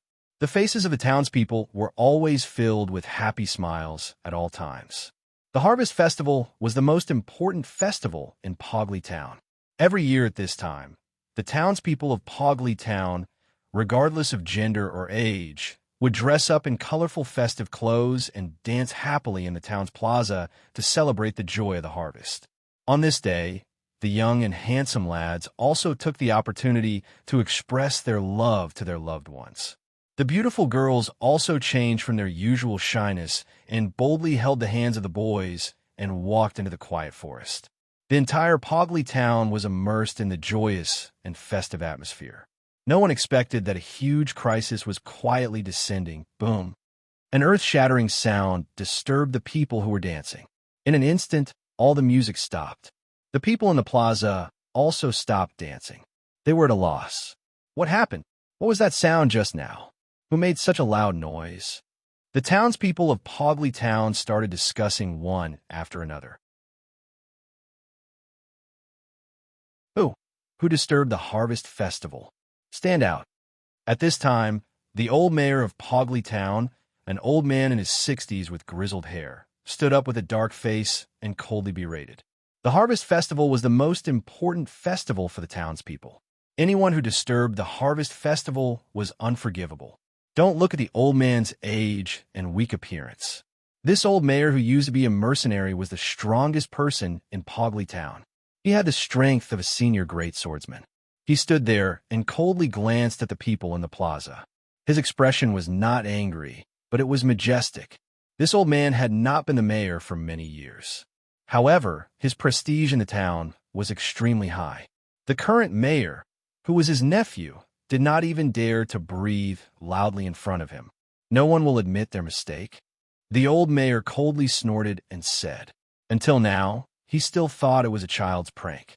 He hoped that kid would bravely stand out and admit his mistake. As for the war, whether it was the old mayor or the townspeople, they would not think in that direction. The war was too far away from them. There were only so many townspeople. If they wanted to investigate, it would be easy to find out. Seeing that no one admitted their mistake, the old mayor's face had completely darkened. He secretly swore that if he found that kid, he would severely punish him. Boom, boom, boom. At this time, that sound rang out again. This time, the sound was louder and clearer than before. It sounded like an army of tens of thousands was marching. Even the earth shook slightly. What? What is that? At this time, a townspeople opened his eyes wide and pointed into the distance. His face revealed an extremely frightened expression. The old mayor raised his head and looked. He was stunned on the spot. He saw that in the sky above Pogley Town, dozens of flying monsters had appeared out of nowhere. They were like dark clouds, covering the entire sky. It was a type of monster that had never been seen before. The old mayor had been a mercenary for so many years, but he had never seen such a monster. They were not exotic beasts, but more like intelligent creatures. Their bodies were about the same size as humans. They had long horns on their heads and a pair of demonic wings on their backs. They held all kinds of weapons in their hands. As they flew, they screamed and opened their mouths, revealing two sharp canine teeth. Their faces were ferocious, and their slender eyes revealed a murderous glint. Imps were one of the most powerful hell creatures. They looked similar to demons, but their size and strength were very different. Generally speaking, they had the strength of a master. Like all hell creatures, they were naturally bloodthirsty and ferocious. What is this? The old mayor's body trembled violently. He felt a powerful aura from those monsters that made his heart palpitate. Enemy attack! Enemy attack! It was unknown who shouted, but the whole town was in chaos. People screamed and ran in all directions. Women screamed and children cried incessantly. Don't panic! Don't panic! The old mayor anxiously shouted and tried to stop the people running in all directions. But in the face of extreme fear, it was futile. The townspeople only cared about running for their lives and didn't care about anything else. Gwa! The imps moved. They screamed and swooped down from the sky like birds. They grinned and raised their butcher's knives at the defenseless townspeople of Pogley Town. Kill! Kill! Kill! Boom! Boom! Boom! The imps were like tigers in a flock of sheep. They wantonly killed. The poor townspeople of Pogley Town didn't have many practitioners. Even their old mayor only had the strength of a master. He was simply powerless to resist. In front of the imps who had the strength of a master, it was a one-sided massacre. The harvest festival of Pogley Town had turned into a slaughterhouse in an instant. The old mayor's eyes were red. He saw his son who was a senior warrior, his daughter-in-law who was still nursing her breast, and his 1-month-old grandson lying in a pool of blood. Their heads were separated from their bodies. I will fight you to the death. The old mayor was furious.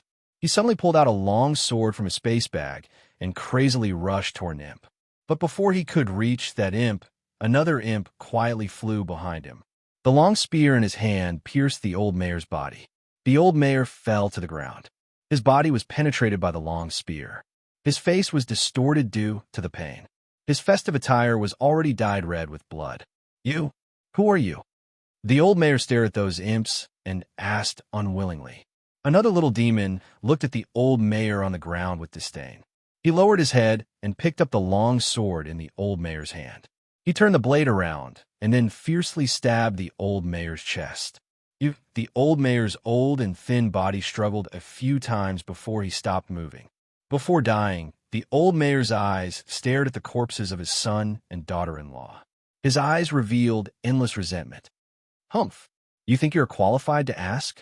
The imp who killed the old mayor sneered. His voice was as clear as a child's, but his actions were as cruel and ruthless as a demon. The screams gradually subsided. Under the siege of the flying imps, the tens of thousands of townspeople of Pogley Town died in the square celebrating the harvest festival.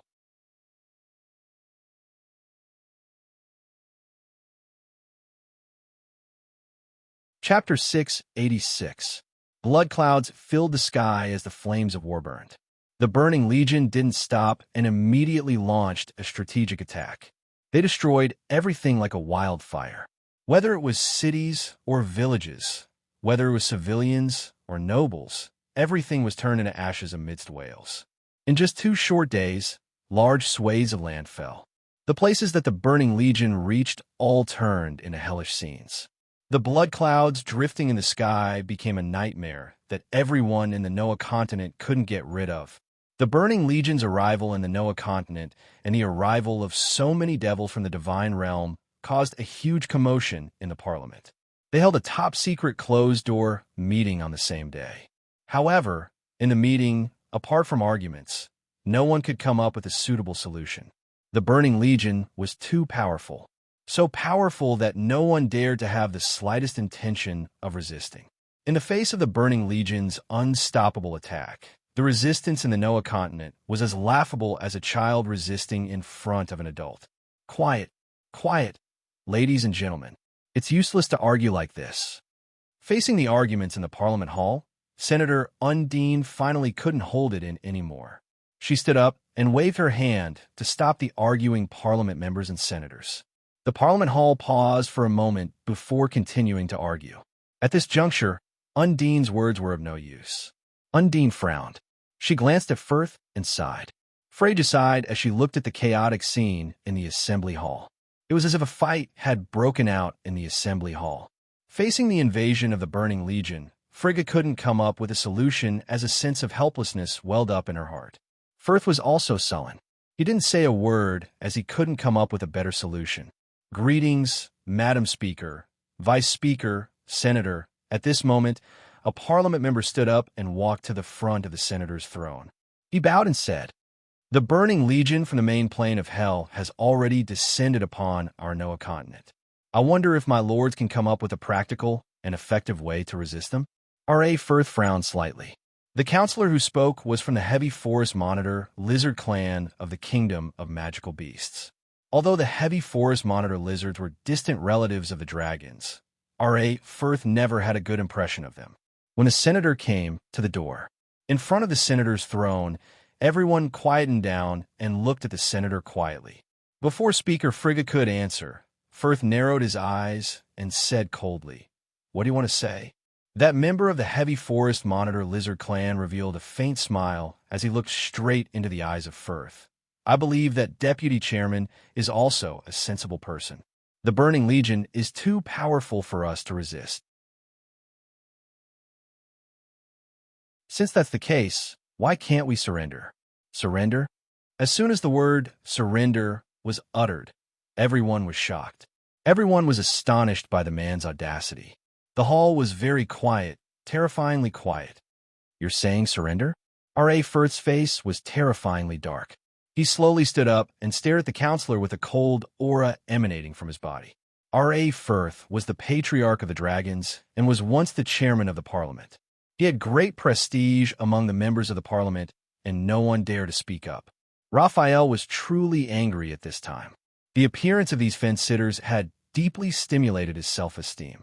He knew that it wasn't a coincidence that these people were willing to surrender. From the silence of the crowd, Raphael could also feel that many of them had the same idea. The Burning Legion was too powerful.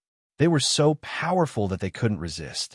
Under R.A. Firth's gaze, the Heavy Forest Monitor Lizard Clan's counselor felt a little fearful. He gritted his teeth and mustered up his courage to speak. "R.A. Lord R.A. Firth, actually, I'm thinking about everyone's lives. That's right, we're all powerhouses. We're not afraid of death. But what about our people?" After hearing the words of the Heavy Forest Monitor Lizard Clan's counselor, many of them started thinking, yes, since they couldn't resist, they might as well surrender. The Noah continent used to be the world of the dragons. Now, it was the world of the Burning Legion. Wasn't it the same? Only a few of them tensed up, obviously disagreeing with the counselor's words. R.A. Firth nodded with a sullen expression. One couldn't tell if he was happy or angry. Is this your thought? Or does it represent someone else's? Seeing that R.A. Firth didn't flare up, the counselor's expression relaxed.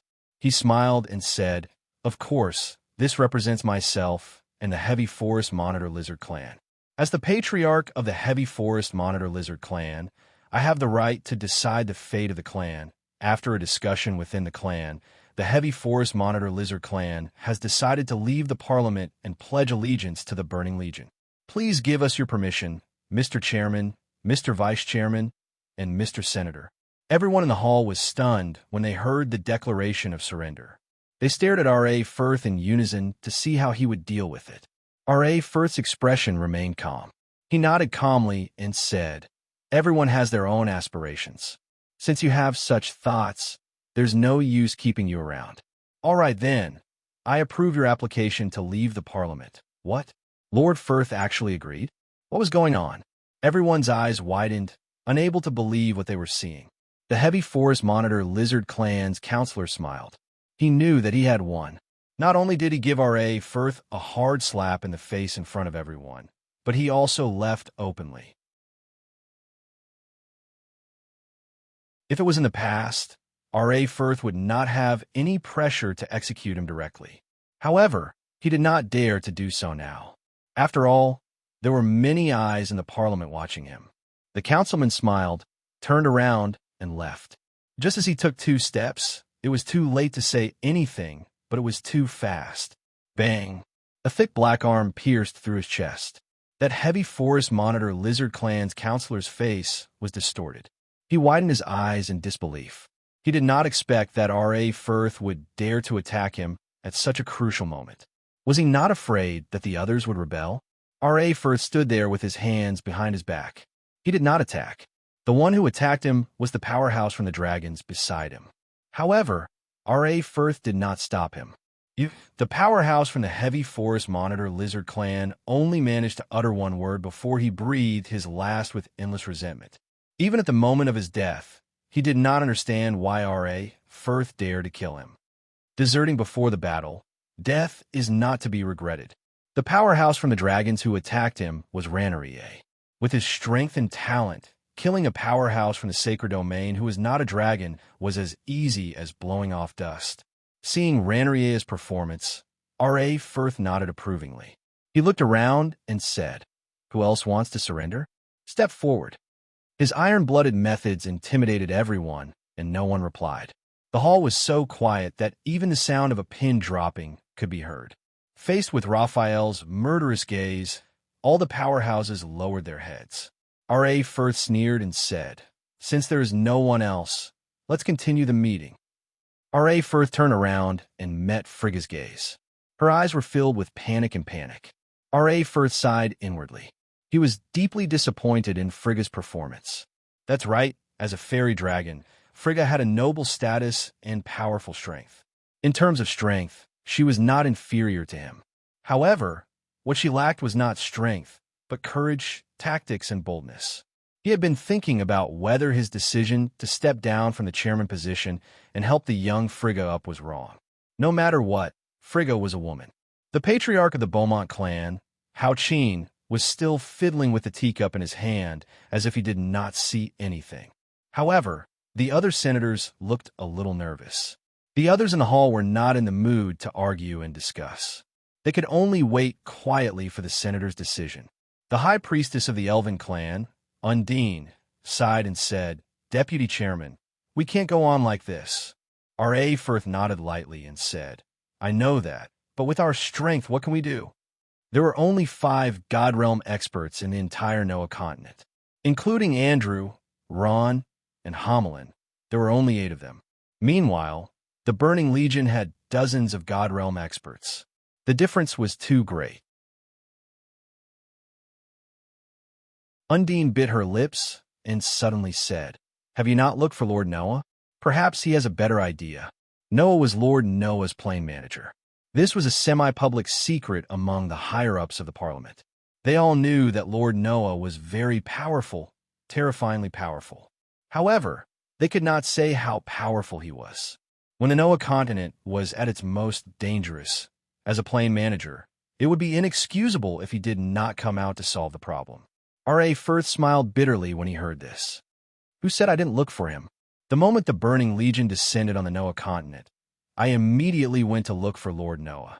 I saw Mary at the planar crack, but she said, Lord Noah is currently not in the Noah continent. What? Undine was stunned. She didn't say when she would be back. She didn't say. R.A. Firth rubbed his hands anxiously. Moreover, she doesn't know where Lord Noah went. This is troublesome. Undine's hopeful eyes dimmed.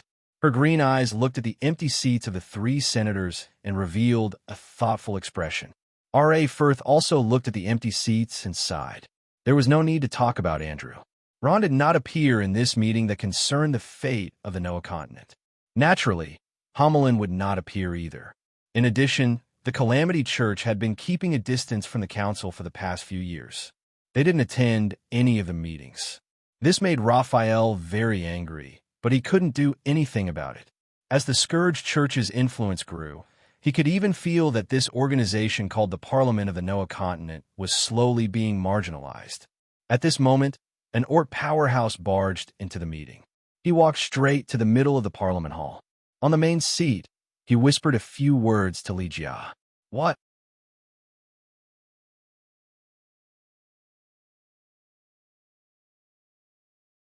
Chapter 687. The Burning Legion that descended on the Noah continent spread out in all directions. The flames of war burned the entire continent. Be it the human world, the Orc Empire, the Elven Forest, or even a magical beast empire, the Burning Legion could be seen everywhere. Starting from Pogley Town, the Burning Legion took only a few hours to invade the Roland Empire. The Burning Legion's advance was extremely fast. By the time the Emperor of the Roland Empire, Nicholas the 32nd, learned of this news, the Burning Legion had already invaded the hinterland and wreaked havoc in the major cities of the Roland Empire. Everywhere they went, regardless of whether they were nobles or commoners, they met the fate of being massacred. One city after another was turned into ruins in the raging fire. The panic-stricken Roland Empire's emperor, Nikolai, immediately organized the empire's army to resist and launched a battle at a place called Waterloo. Unfortunately, the Roland Empire's resistance was futile. The strength of the main battle legion was not something a small country's army could resist. In front of the Burning Legion, the Roland Empire's army quickly melted like snow in spring meeting the sun. In just a short while, the army of hundreds of thousands suffered an unprecedented defeat. The Battle of Waterloo was definitely the ugliest, most humiliating, and most shameful battle in the history of the Roland Empire. In front of the Burning Legion, they could not even last for 5 minutes. That was such a powerful team. The so-called master-level and master-level powerhouses in the mouths of humans were just ordinary goods in the Burning Legion. Even if they reached the Sanctuary Realm, they would only be insignificant leaders. Only by reaching the strength of the divine domain could one truly occupy a place in the Burning Legion. This was a powerful army that had never been seen in the history of the Noah continent. Its appearance was the nightmare of all the creatures in the Noah continent. In that battle, hundreds of thousands of human soldiers fell like wheat being cut down. The mutilated corpses piled up into hills, and the blood that flowed out formed lakes. In the decades that followed, this place called Waterloo became a fertile land nourished by the blood of the brave human soldiers. In front of such a powerful force, the fighting spirit of the Roland Empire soldiers collapsed in an instant. Even the surviving soldiers became idiots and were slaughtered like pigs and sheep. The commander of that battle did not return after setting out. On the battlefield, he committed suicide with endless humiliation and fear. There were no words that could describe the misery of this battle. Even the history books of later generations rarely mention this because this battle was truly too tragic. In that battle, the Roland Empire lost hundreds of thousands of its most elite human soldiers, including countless respected mages and even the sacred domain powerhouse. Water Mage Saint Mise died on the spot under the siege of dozens of sacred domain, level hell creatures of the Burning Legion. The Burning Legion advanced like wildfire. After defeating the resistance of the Roland Empire, they quickly reached the capital of the Roland Empire, Milan City. Milan City was no exception. Under the powerful combat power of the Burning Legion, it fell in just an hour. Whether it was the royal family, nobles, or soldiers of the Roland Empire, they had all lost the confidence to resist the Burning Legion. The Burning Legion wantonly massacred the streets of Milan City. The emperor of the Roland Empire, Nikolai XXXII, took his family disguised as civilians and escaped from the palace through a secret passage. They went all the way west and fled to Balavac City. The humans at the front fled as fast as they could, while the Burning Legion chased after them like ducks. Sometimes, a few hell creatures could chase thousands of humans into chaos. When Emperor Nikolai of the Roland Empire brought his family and ministers to Balavac City, Balavac Academy, Soaring Dragon Academy, and Hans Academy had already received the news and were evacuating their students. The deans of the three academies in Balavac City knew that they were unable to resist the Burning Legion's attack with their own strength. In just a few hours, the Burning Legion arrived and easily took over Balavac City. Platz, Montego, and Hill escorted Emperor Nikolai and his family to the south. Without an army that could resist, the Roland Empire, which had been established for thousands of years, only existed in name. It had only been a few hours since the Burning Legion arrived. The survivors escaped from the big cities and hid in the remote countryside. Fortunately, the Burning Legion did not actively send troops to pursue them. They went all the way west and then split into two groups. One group went south, while the other continued west. And on the other side of the Noah continent, the Burning Legion quickly headed east. The Cthulhu King Ravens was extremely confident in the strength of the army under his command. They spread out in all directions and swept across the world in the shortest time possible. The Orc Empire dominated the northwest of the Noah continent. It had always been a land of bitter cold, but because of its vast territory, rich resources, and the fact that the orcs had a much smaller population than humans, they had always had a good life. The Orc Empire, the border city of Zangara. As an important town on the southwest border of the Orc Empire, Zangara's defensive power was very majestic. Unlike the exquisitely carved defensive structures of the humans, the orc defensive structures were very crude. Huge wooden pillars stood tall, their sharpened tips glowing with a cold light. Of course, this was nothing. Compared to the sturdy city walls, the orc warriors in Zangara City were the most powerful defensive force. They did not have the fancy fighting aura of human swordsmen, only the most ordinary brute force. It was this brute force, combined with the orc martial arts, that had never been at a disadvantage in their thousands of years of conflict with the humans. Other than the magical beasts, the Orc Empire was the second most powerful force on the Noah continent. Zangara had always been peaceful, because in the entire Noah continent, other than the Orc Empire, no one dared to challenge the authority of the orcs. But today, the sky above Zangara City was filled with battle clouds, and the atmosphere was unusually tense. It looked like a war could break out at any moment. A branch of the Burning Legion had already crossed the Roland Empire.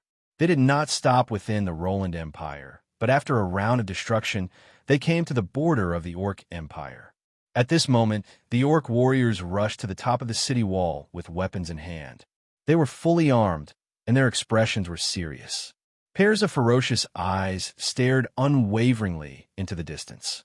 Countless blood clouds whizzed over, bringing with them the aura of death. Below Zangara City, countless hell creatures gathered. They roared and howled, looking at the top of the city wall with bloodthirsty gazes. The flames of destruction burned fiercely on their bodies. The black demon flag fluttered in the wind, symbolizing the arrival of the Burning Legion. Cerberus the size of a calf, Hellfire the size of a small mountain, burning with flames all over its body, Mago holding a small fireball in his hand, ironstone demons with extremely sturdy bodies and strong defenses. Of course, there was also the strongest, fiercest, and cruelest hell creature, the Great Demon, who had arrived outside Zangara City. The gates of Zangara City were open, and countless orc warriors poured out. The heavily armored orc soldiers stood below the city wall, coldly confronting the Burning Legion in the distance. They formed an unusually strong human wall, protecting Zangara's city behind them. Compared to the humans, the defense of the orc city was not strong, but the orcs had always believed that the strongest defense was not to be passive, but to attack, and attack again. As if sensing the strength of the orcs, the hell creatures of the Burning Legion did not brazenly attack. They kept growling, as if waiting for orders. Roar! At this time, the hell creatures of the Burning Legion roared in unison, the sound shaking the roof tiles. The orc army also responded with a high-pitched roar. They kept beating their chests and howling like wild beasts, their ferocious faces showing extreme madness. Kill! Kill! Kill! That you're tuning in to the Warrior Lore YouTube channel. Don't forget to subscribe and join us on this journey to catch the most captivating stories.